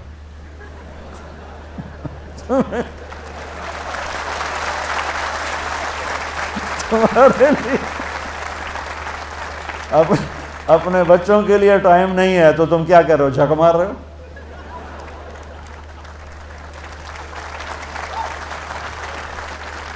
میرے نبی سے زیادہ مصروف کوئی آئے گا؟ بولو، جواب دو، جواب دو زور سے۔ 7 بر اعظم کے انسان اور قیامت تک کے انسانوں کی ذمہ داری سر پر ہو، اور وہ روز بچوں کے لیے وقت نکالیں۔ این اللقا، میرے شرارتی بچے کدھر ہیں؟ وہ نہیں آتے تھے تو آپ گھر چلے جاتے تھے حضرت فاطمہ کی، اور کیا کرتے تھے؟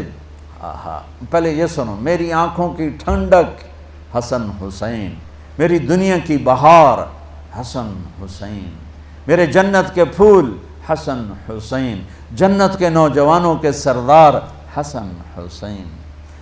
یا اللہ جو ان سے پیار کرے تو ان سے پیار کر، جو ان سے بغض رکھے تو ان سے بغض رکھ۔ یا اللہ میں ان سے پیار کرتا ہوں، تو بھی ان سے پیار فرما۔ وہ ہستی ہیں، یا اللہ میں ان سے پیار کرتا ہوں، تو بھی ان سے پیار فرما۔ سجدے نماز کے سجدے، فرض نماز کے سجدے میں دونوں بھائی نے چھلانگ لگائی اور نبی کی کمر پر چڑھ گئے، اور میرے نبی نے سجدہ لمبا کر دیا۔ میرے جیسا نہیں تھا کہ 2 تھپڑ مار کے نیچے اتارتا ہے، آپ نے سجدہ ہی لمبا کر دیا۔ صحابہ پریشان ہو گئے کہ فوت ہو گئے ہمارے نبی، اتنا لمبا سجدہ کبھی کرتے نہیں۔ تو پہلی صف والوں نے سر اٹھا کے دیکھا تو دیکھا دونوں بھائی کمر پہ بیٹھے باتیں کر رہے، موجہ کیتی جا۔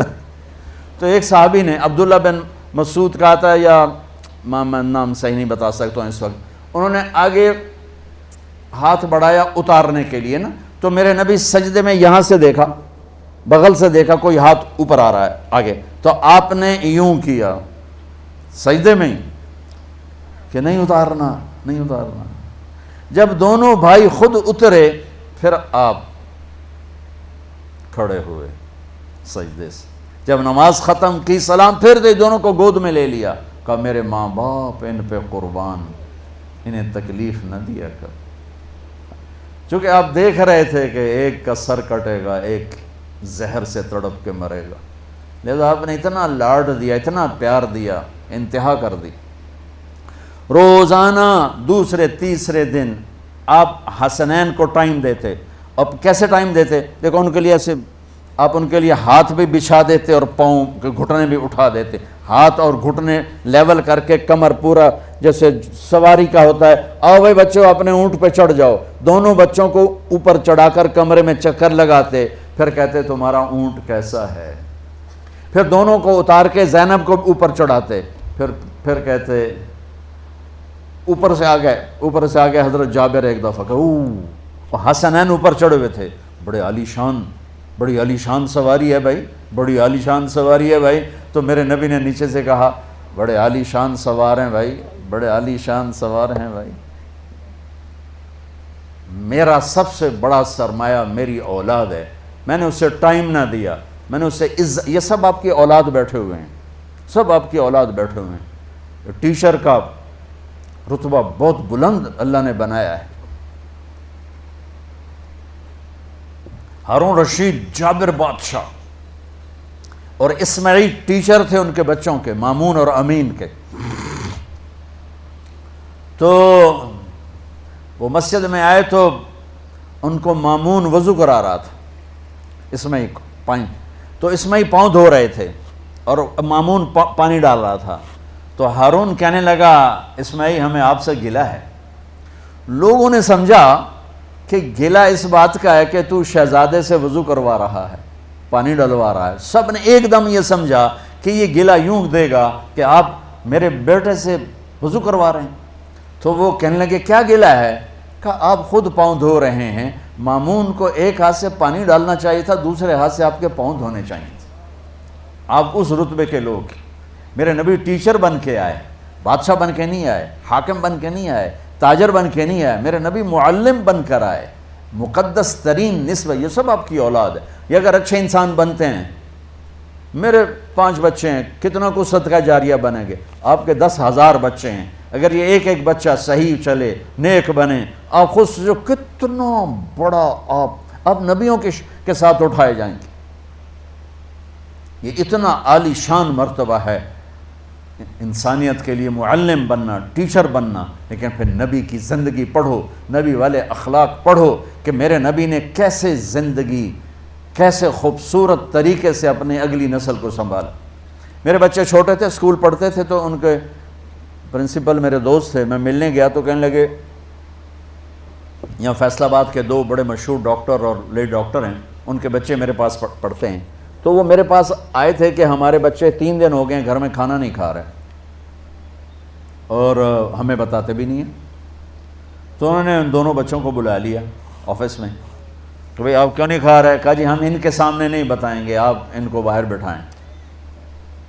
تو اس نے دونوں میاں بیوی کو باہر بٹھا دیا، ایک بہت بڑی گائنیکالوجسٹ تھی اور ایک بہت بڑا اس کا ٹی وی کا ڈاکٹر تھا۔ کہا بھئی بچے آپ کھانا کیوں نہیں کھا رہے گھر؟ کہا سر ہم صبح ناشتہ کرتے ہیں تو امی ابو سو رہے ہوتے ہیں، ہمیں ان کی شکل دیکھنے کو نہیں ملتی۔ دوپہر کو کھانا کھاتے ہیں تو امی ابو ہاسپٹل میں ہوتے ہیں، ہمیں ان کی شکل دیکھنے کو نہیں ملتی۔ شام کو ہم کھانا کھاتے ہیں تو امی ابو کلینک میں ہوتے ہیں، ہمیں ان کی شکل دیکھنے کو نہیں ملتی۔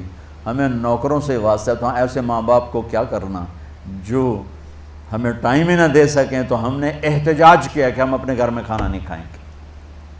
تو ہماری نسل ہے، ایک نبی کی زندگی پڑھو کہ اتنے عالی مرتبے پر پہنچ کر کیسے بچوں کے لیے وقت نکالا۔ ابو ہریرہ فرماتے ہیں میں نے دیکھا حسن حسین، کبھی حسن کبھی حسین، یہ جیسے مائیں بچوں کو پاؤں پہ کھڑا کر کے جھولا جھلاتی، کہ اس طرح اللہ کے نبی جھولا جھلا رہے ہوتے تھے، کبھی حسن کو کبھی حسین کو۔ پھر کہتے اس سعد المرتقا، آگے پہاڑی آ گئی ہے، چڑھ جا پہاڑی پہ، پنڈلیاں یہاں چڑھایا، یہاں چڑھایا، یہاں چڑھایا، یہاں گھٹن تک، پھر یہاں، پھر جب یہاں آتے تو آپ یوں ہو جاتے، اور آگے آؤ، اور آگے آؤ، اور آگے آؤ، یہاں تک لے آتے، یہاں تک، پھر ہاتھ فکس کر کے منہ پر کر کے ان کا بوسہ لیتے، پھر کہتا ہے یا اللہ میں ان سے پیار کرتا ہوں، تو بھی ان سے پیار فرما۔ میں آپ کو 1.5 گھنٹے میں کیا نبی کی زندگی سکھاؤں، میں نے ٹپس دے دیے ہیں کہ میرے نبی کی زندگی خوبصورت ترین نمونہ ہے، دنیا بنانے کا بھی آخرت بنانے کا بھی۔ صرف ڈگریاں لے کے مال اکٹھا کر کے مر گئے تو ناکامی کے سوا کچھ نہیں ملے گا، اور اللہ کو راضی کر کے مر گئے اور اللہ کے نبی کو راضی کر کے مر گئے، اور وہ صرف میرے نبی کی پاکیزہ زندگی کے اندر چھپا ہوا ہے۔ آپ بحیثیت ٹیچر اپنے نبی کو دیکھو، بحیثیت باپ اپنے نبی کو دیکھو، بحیثیت خاوند اپنے نبی کو دیکھو۔ آپ حضرت میمونہ کے گھر میں تھے، آپ کو آیا پیشاب، اٹھ کے باہر گئے، حضرت میمونہ کی آنکھ، آخری نکاح حضرت میمونہ سے کیا آپ نے۔ ان کو شیطان نے چکر دے دیا، ان کو خیال آیا کہ یہ جو اللہ کے نبی ہیں نا مجھے چھوڑ کے دوسری بیوی کے پاس چلے گئے، تو سوکن پنا تھا تو غصہ چڑھ گیا، انہوں نے کنڈی لگا دی۔ تھوڑی دیر میں اللہ کے نبی واپس آئے، دروازہ بند، تو آپ نے کھڑکھڑایا، میمونہ دروازہ کھولو، کہ میں نہیں کھولتی۔ کیوں؟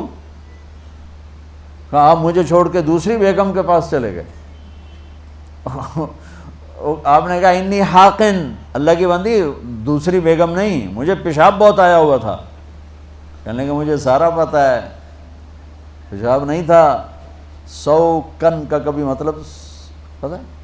کن، اب تو وہ تہذیب نہیں رہی، لوہار جب وہ چاقو تیز کرتا ہے یا چھری تیز کرتا ہے، اس پر وہ جو سان چلتی ہے تو اس سے شرارے نکلتے ہیں، چھوٹے چھوٹے نوکیلے لوہے کے ذرات نکلتے ہیں، اس کو کہتے ہیں کن۔ وہ بڑا چبھنے والا ہوتا ہے، وہ کبھی آنکھ میں چلا جائے تو وہ زخمی کر دیتا ہے۔ تو 100 آنکھ کے شرارے آنکھوں میں جانے والی جو لے جائے اس کو کہتے ہیں 100 کن۔ وہ کہنے لگے آپ مجھے چھوڑ کے اپنی بیگم کو، اچھا کیا بیگم سے کیا مراد تھا؟ حضرت عائشہ، کہ وہ شک یہ تھا۔ تو آپ نے کہا عائشہ تم سوچو تو صحیح، میں اللہ کا رسول ہوں، میں خیانت کر سکتا ہوں؟ پھر وہ سوکن پنا ہٹ گیا اور ایک دم کانپنے لگی، یہ کیا کیا، یہ تو اللہ کے رسول ہیں، یہ تو یہ کر ہی نہیں سکتے۔ اب ڈرتے ڈرتے دروازہ کھولا اور میرے نبی اندر آئے اور ہنستے ہنستے جا کر اپنی چارپائی پر دوبارہ لیٹ۔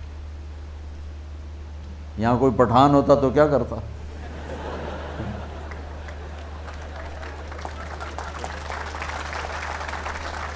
وہ ویسے ہی سر پھاڑ دیتا اس کا.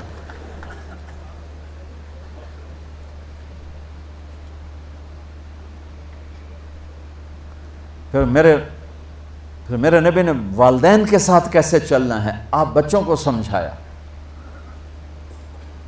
وَخْفِضْ لَهُمَا جَنَاحَ، میرے نبی نے کہا کاش میری ماں زندہ ہوتی. سنو، کاش میری ماں زندہ ہوتی، میں اس کی ایسی خدمت کرتا.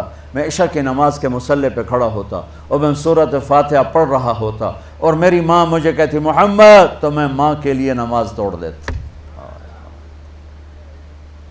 کل ہی ایک خاتون آئی، رو نے مجھے بھی رلا دیا کہ میرا 17 سال میں نے بچے کو پالا، خامد نے طلاق دے دی، اس تنہا کو اس کے سہارے شادی بھی نہ کی اور وہ مجھے چھوڑ کے چلا گیا کہ میں تجھ سے تنگ آ گیا، تو اپنی زندگی جی، میں نے اپنی جی نہیں. اور والدین کی ہائے نسلیں برباد کر دیتے. والدین کی بد دعا لگ گئی تو کبھی سرسبز ہو نہیں سکتی. تو میرے نبی نے اس تمنا کا اظہار کیا کاش میری ماں ہوتی. اور جب آپ حج پر تشریف لے گئے، سنو آپ بچے سارے نوجوان بیٹھو، جب آپ حج پہ تشریف لے گئے آپ کے ساتھ 12,000 کا مجمع تھا. جب آپ مدینہ سے نکلے اور چلتے چلتے بڑھتے بڑھتے وہ 1.5 لاکھ ہو گیا. جب آپ ابوا پہنچے، ابوا میں آپ کی ماں کی قبر ہے. جب آپ 6 سال کے تھے ماں گئی مدینے اپنے خاوند کی قبر کی زیارت کے لیے اور ملاقاتوں کے لیے. واپس آئیں تو ابوا ایک جگہ پہاڑی پر ان کو ہارٹ اٹیک ہوا غالباً اور ان کا انتقال ہو گیا. وہاں ان کو ام ایمن نے پتھروں میں دبا کے دفن کر دیا. جب نیچے اترے تو اللہ کے نبی نے ہاتھ چھڑایا اور دوڑ کے پھر اوپر چڑھ گیا. میں وہاں گیا ہوں، میں تمہیں کیا بتاؤں، کبھی اللہ تمہیں موقع دے تو جانا. زندگی میں بڑے سفر کیے پر وہ عجب سفر تھا. چاروں طرف کالے پہاڑ، سناٹا، اور ایک 6 سال کا بچہ مجھے تڑپتا نظر آ رہا ہے جو ماں ماں کہہ رہا ہے. اسے پتہ نہیں موت ہوتی کیا ہے، پہلی موت دیکھی ہے. وہ کوئی تسلی دینے والا کوئی نہیں ہے. تو وہ اس غم میں ریئیکشن کیا ہوا، جب نیچے اترے تو پھر دوڑ لگائی. پیچھے حضرت ام ایمن دوڑی گئیں تو جا کے کیا دیکھا، وہ منظر کے پتھر بھی پگھل رہے تھے.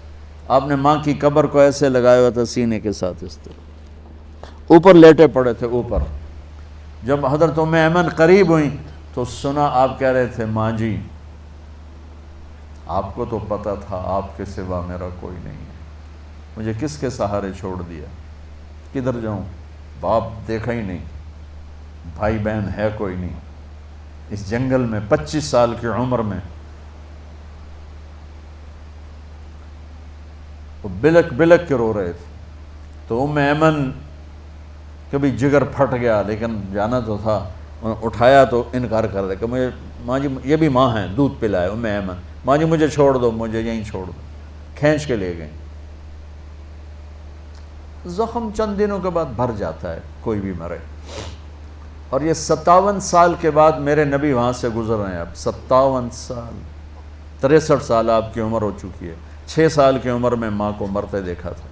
تو آپ نے اپنی اونٹنی کی لگام پھیر دی ابوا کے جنگل کی طرف، سڑک چھوڑ کے یوں ہو گئے.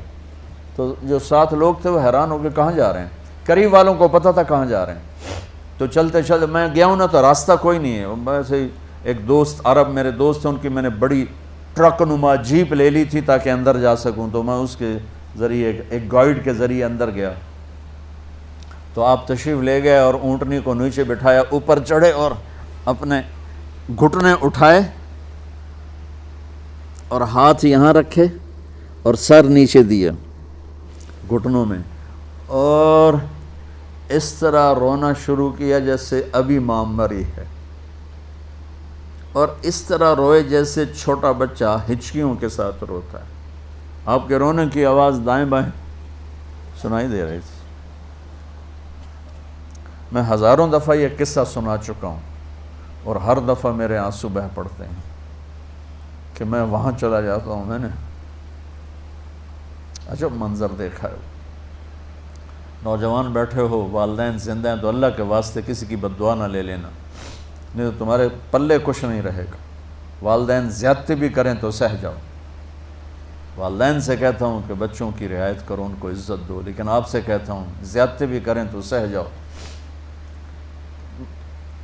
وہاں بیٹھنے کی جگہ نہیں۔ میرے نبی نے کہا میں آج رات یہیں گزاروں گا۔ پورے قافلے کے لیے سامنے ابوا بستی تھی، وہاں جگہ بنائی گئی تھی۔ آپ کہا نہیں، میں آج رات یہیں، رات ماں کی قبر کے سرہانے گزاریا۔ تو میرے عزیزو، اگر ہمارے پاس نبی والے اخلاق نہیں ہیں تو ہم جانور ہیں۔ نہ ماں سے بولنے کا پتہ، نہ باپ سے بولنے کا پتہ، نہ بیوی سے بولنے کا پتہ، نہ بیوی کو خامن سے بولنے کا پتہ۔ سنو، ان بچیوں کو سنا رہا ہوں، غور سے سنو۔ میرے نبی سے پوچھا گیا یا رسول اللہ قیامت کب آئے گی؟ تو آپ نے کہا یہ تو اللہ کو پتہ ہے۔ کہ یا رسول اللہ کوئی نشانی بتا دے۔ تو آپ نے کہا جب یہ بیٹیاں بھی ماؤں کو ذلیل کریں گی تو قیامت آ جائے گی۔ بیٹیاں، بیٹوں کا نام نہیں لیا، بیٹے تو اکثر گستاخ ہوتے ہیں، بیٹیاں اکثر فرما بردار ہوتی ہیں۔ تو میرے نبی نے کہا جب بیٹیاں بھی ماؤں کو ذلیل کریں گی۔ ایک ماں بیٹی کو میں نے دیکھا، ماں کچھ کہہ رہی تھی تو آگے بیٹی کہہ رہی تھی بھوک نہیں۔ ہمارے علاقے کی بات ہے نا، ہماری اپنی زبان، بکواس نہ کر۔ وہ بیٹی کہہ رہی تھی بھوک نہیں، تو آگے اس کی ماں کے موٹے موٹے آنسو گر رہے تھے۔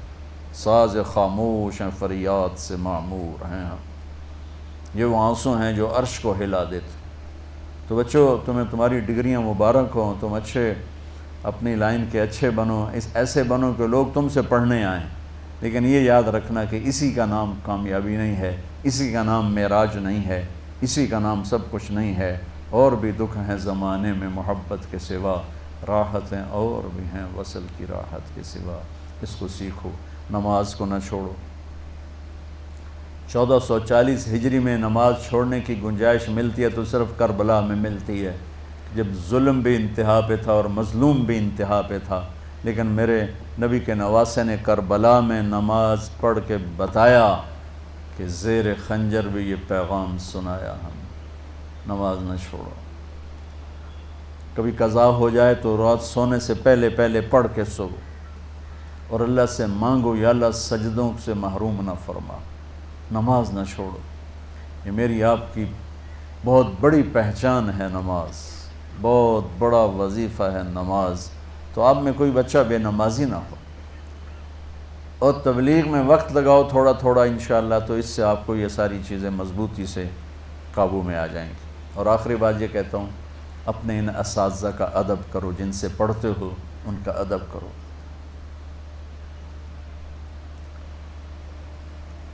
علم کا دروازہ ہیں مولا علی، علم کا دروازہ میرے نبی نے کہا، انہوں نے خود نہیں کہا میں علم کا دروازہ، میرے نبی نے کہا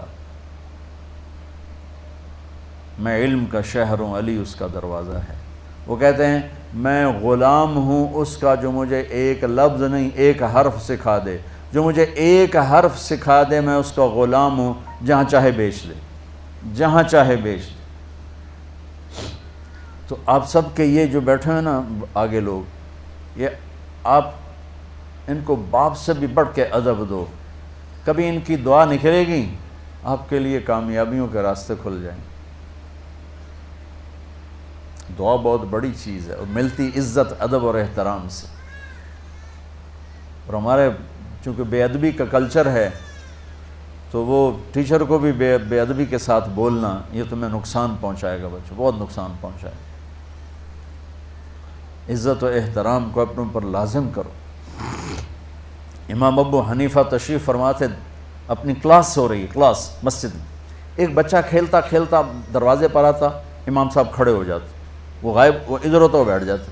2-3 دفعہ ایسا ہوا، جب درس ختم ہوا تو لوگوں نے پوچھا حضرت یہ تو بچہ غیر مسلم کا تھا، آپ اس کے لیے ایسے کھڑے ہو رہے تھے؟ تو سننا، فرمانے لگے ایک دفعہ میں راستہ بھٹک گیا تھا، اس کے باپ نے مجھے راستہ بتایا تھا، یہ میرے استاد کا بیٹا ہے، میں اس لیے کھڑا ہو رہا تھا، کافر کا بچہ، میں اس لیے کھڑا ہو رہا تھا۔ آپ کے استاد آپ سے ڈر رہے ہوں پتہ نہیں کیا بدتمیزی کر جائیں، پتہ نہیں کیا بکواس کر جائیں، تو وہ آپ کے لیے بڑے گھاٹے کا سودا ہے۔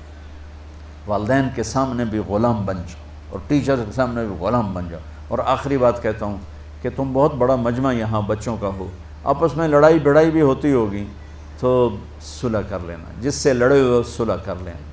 کوئی ان 8-10 ہزار کے مجمع میں ایسا کوئی نہ ہو جو دوسرے سے بولتا نہ ہو، صلح کر لینا، معافی مانگ لینا، معاف کر دینا۔ اللہ کو معاف کرنا بھی پسند ہے، معافی مانگنا بھی پسند ہے۔ اب میں سب میں آپس میں تعلق اور محبت ہو، نفرت نہ ہو۔ اور ایک بات یہ کہتا ہوں، بیٹا امت بن کے رہو، فرقوں میں بٹ کے نہ رہو۔ مار دیا ہے، میں کہتا ہوں کہ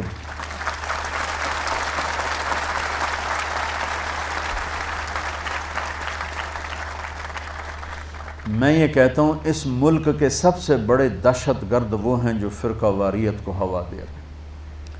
ہماری دہشت گردی میں مرنے والے تو شہید ہو کے چلے گئے جنت، لیکن جو منبر رسول پہ بیٹھ کے تمہیں تقسیم کر رہے ہیں یہ ان سے بڑے دہشت گرد۔ اللہ کے واسطے ان کے دھوکے میں مت آؤ، مسلمان بن، جو تمہارا عقیدہ ہے اسے بنیان کی طرح اپنے اندر رکھو، اور امت ہونا اور مسلم ہونا اور مومن ہونا یہ کرتے کی طرح اپنے اوپر پہنو، سب کو ایسے ملو، گلے سے سینے سے ملاؤ۔ اللہ کی جنت بہت بڑی ہے۔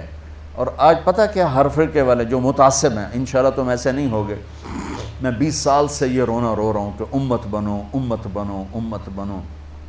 اور میرا رب کا شکر ہے کہ میری نسل جو پڑھی لکھی ہے وہ اس فتنے سے نکل رہی ہے، وہ اپنے آپ کو مسلمان ہی کہتے ہیں۔ لیکن آج جو متعصب لوگ ہیں، چاہے وہ دیوبندی ہیں، چاہے بریلوی ہیں، چاہے سنی ہیں، چاہے شیعہ ہیں، جو اپنے سوا کسی کو جنتی نہیں سمجھتے، تو میں مذاقاً کہا کرتا ہوں اللہ نے اتنی بڑی جنت بنائی تو صرف اسی 4 بندے جنت چ گئے تھے، باقی جنت اللہ کی کرنا ہے؟ ویلی جنت اللہ کی کرے گا؟ کسی اور کو بھی جانے دو یار، یا تو جگہ تھوڑی بھج کے چڑھ جاؤ، ویگن جا رہی بھج کے چڑھ، سیٹ نہیں لبنی، چڑھ جاؤ بھائی۔ اللہ کی جنت اتنی بڑی ہے، میرے نبی نے فرمایا اگر کسی ایک درجے میں اللہ سارے دنیا کے انسانوں کو ٹھہرا دے جنتیوں، سارے خوشی خوشی زندگی گزاریں گے، کھلی کھلی زندگی، وہ ہے اتنی بڑی تو کسی ہور نوں ہی چڑھن دو، تسی آندو ساڑی ویگن ہی جنت جا رہی، اور کسی دی جا ہی نہیں رہی۔ تو میں کہہ رہا ہوں انشاءاللہ جس نے کلمہ پڑھا ہے اس کی ویگن جنت میں جا کے ہی رہے گی، کیونکہ ایک بدو آیا، یا رسول اللہ قیامت کے دن حساب کون لے گا؟ تو آپ نے کہا اللہ۔ وہ کہنے لگا موجیں ہو گئیاں، موجیں ہو گئیاں، بخین بخین موجیں ہو گئیاں۔ آپ نے کہا وہ کیڑی گل دی موج ہو گئی؟ کہا سخی بادشاہ ہے، ناپتے بھی چھڑ دے گا، سخی بادشاہ ہے، پکڑ کے بھی چھوڑ دے گا۔ تو معاملہ تو اللہ کی ذات سے اتنا کریم مہربان ہے۔ 2 آدمیوں کو اللہ کہے گا چلے جاؤ جہنم میں، ایک دوڑ لگا دے گا، ایک پیچھے مڑ مڑ دیکھے گا، تو جو دوڑ لگائے گا دونوں کو اللہ بلا لے گا، کہے گا ارے بھائی سامنے تو آگ ہے، دوڑ کیوں لگا رہے ہو؟ کہ یا اللہ تیری نہ ماننے کی وجہ سے تو جہنم ملی ہے، میں نے سوچا آج مان لوں، شاید آج تو خوش ہو جاؤں۔ اچھا بھائی تو پیچھے مڑ مڑ کے کیوں دیکھ رہا تھا؟ کہ میرے مولا تیرے بارے میں سنا تھا تو بڑا کریم ہے، تو میں انتظار کر رہا تھا کہ مجھے ایویں ہی نہیں کہہ دے، مجھے ابھی واپس بلائے گا، ابھی واپس بلائے گا، اس لیے میں مڑ مڑ کے دیکھ رہا تھا۔ اب تو اللہ تعالیٰ فرمائیں گے چلو موجاں کرو، جاؤ جنت میں چلے جاؤ، میری جنت میں چلے جاؤ۔ اللہ تو ایسا کریم مہربان ہے۔ تو امت بننے کی نیت کرتے ہو نا انشاءاللہ۔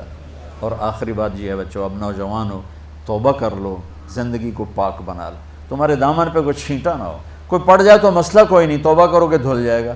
میرے رب فرماتا ہے کہ میرے بندہ تو اتنے گناہ کر کے آسمان کی چھت کو لگا دے، پھر صرف ایک دفعہ تو کہے گا نا یا اللہ معاف کر، تو سارے معاف کر دوں گا۔ اللہ ایسا کریم اور مہربان، اور جس کا آخری کلام لا الہ الا اللہ ہوگا وہ جنت میں جائے گا، جس کا آخری بول اللہ ہوگا وہ جنت میں جائے گا، چاہے وہ ساری زندگی کیسی غفلت میں گزرا ہو۔ جو رمضان میں مر جائے وہ سیدھا جنت ہی ہے، جو جمعے کو مر جائے وہ سیدھا جنت۔ اور قبر میں حساب، اللہ نے کتنے بہانے رکھے میں معاف کرنے، کیوں ہم ایسے بنے دوزخ کے داروغے کہ دوزخ کے ٹھوک کے ہی رکھنا ہے، ساڑھے تو سوا کوئی جا ہی نہیں سکتا۔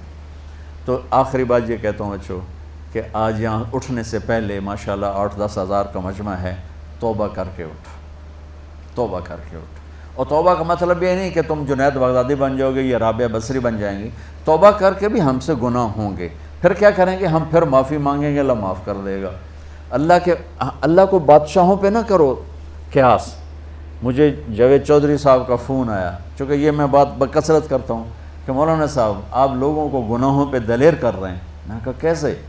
کہ آپ کہتے ہیں جتنی دفعہ مرضی توبہ کرو اللہ معاف کر دے گا، آپ کا نوکر بار بار توبہ توڑے آپ کے کام میں تو آپ اسے نکال نہیں دیں گے؟ میں نے کہا جاوید بھائی میں تو بیٹا ایسا کرے گا تو نکال دوں گا، آپ تو نوکر کی بات کر رہے ہو، لیکن افسوس یہ کہ آپ نے طارق جمیل اور اللہ کو ایک کر دیا۔ طارق جمیل کی تھے اور اللہ کی تھے۔ میرا اللہ مثال دے رہا ہے، میرے بندو ساری دھرتی گناہوں سے بھر کے نہیں، زمین سے لے کر آسمان تک گناہ کر کے آدھی زبان سے کہو یا اللہ معاف، تو میں وہی معاف کر دوں۔ تو توبہ کا مطلب یہ ہے کہ میں ایک گناہ کرتا ہوں، وہ میں نے چھوڑ دیا، پھر کبھی مجھ سے ہو گیا، پھر میں نے توبہ کی تو میرے ایک حدیث یاد آ گئی، ما اسر من استغفر وَإِنْ عَادَ فِي الْيَوْمِ 70 مرة، میرا بندہ تو دن میں 70 دفعہ بھی توبہ توڑ کے توبہ کرے گا نا تو میں تمہیں معاف کروں گا۔ تو نماز نہیں پڑھتے، گالی ہے، کوئی اور نشہ ہے، ہماری نسل میں نشہ بہت چل گیا ہے، اور بہت سے گناہ ہیں۔ آج یہاں بیٹھے بیٹھے میرے بچوں توبہ کر لو، تو انشاءاللہ جب آپ اٹھو گے نا تو آپ معصوم بچے کی طرح ہوگے۔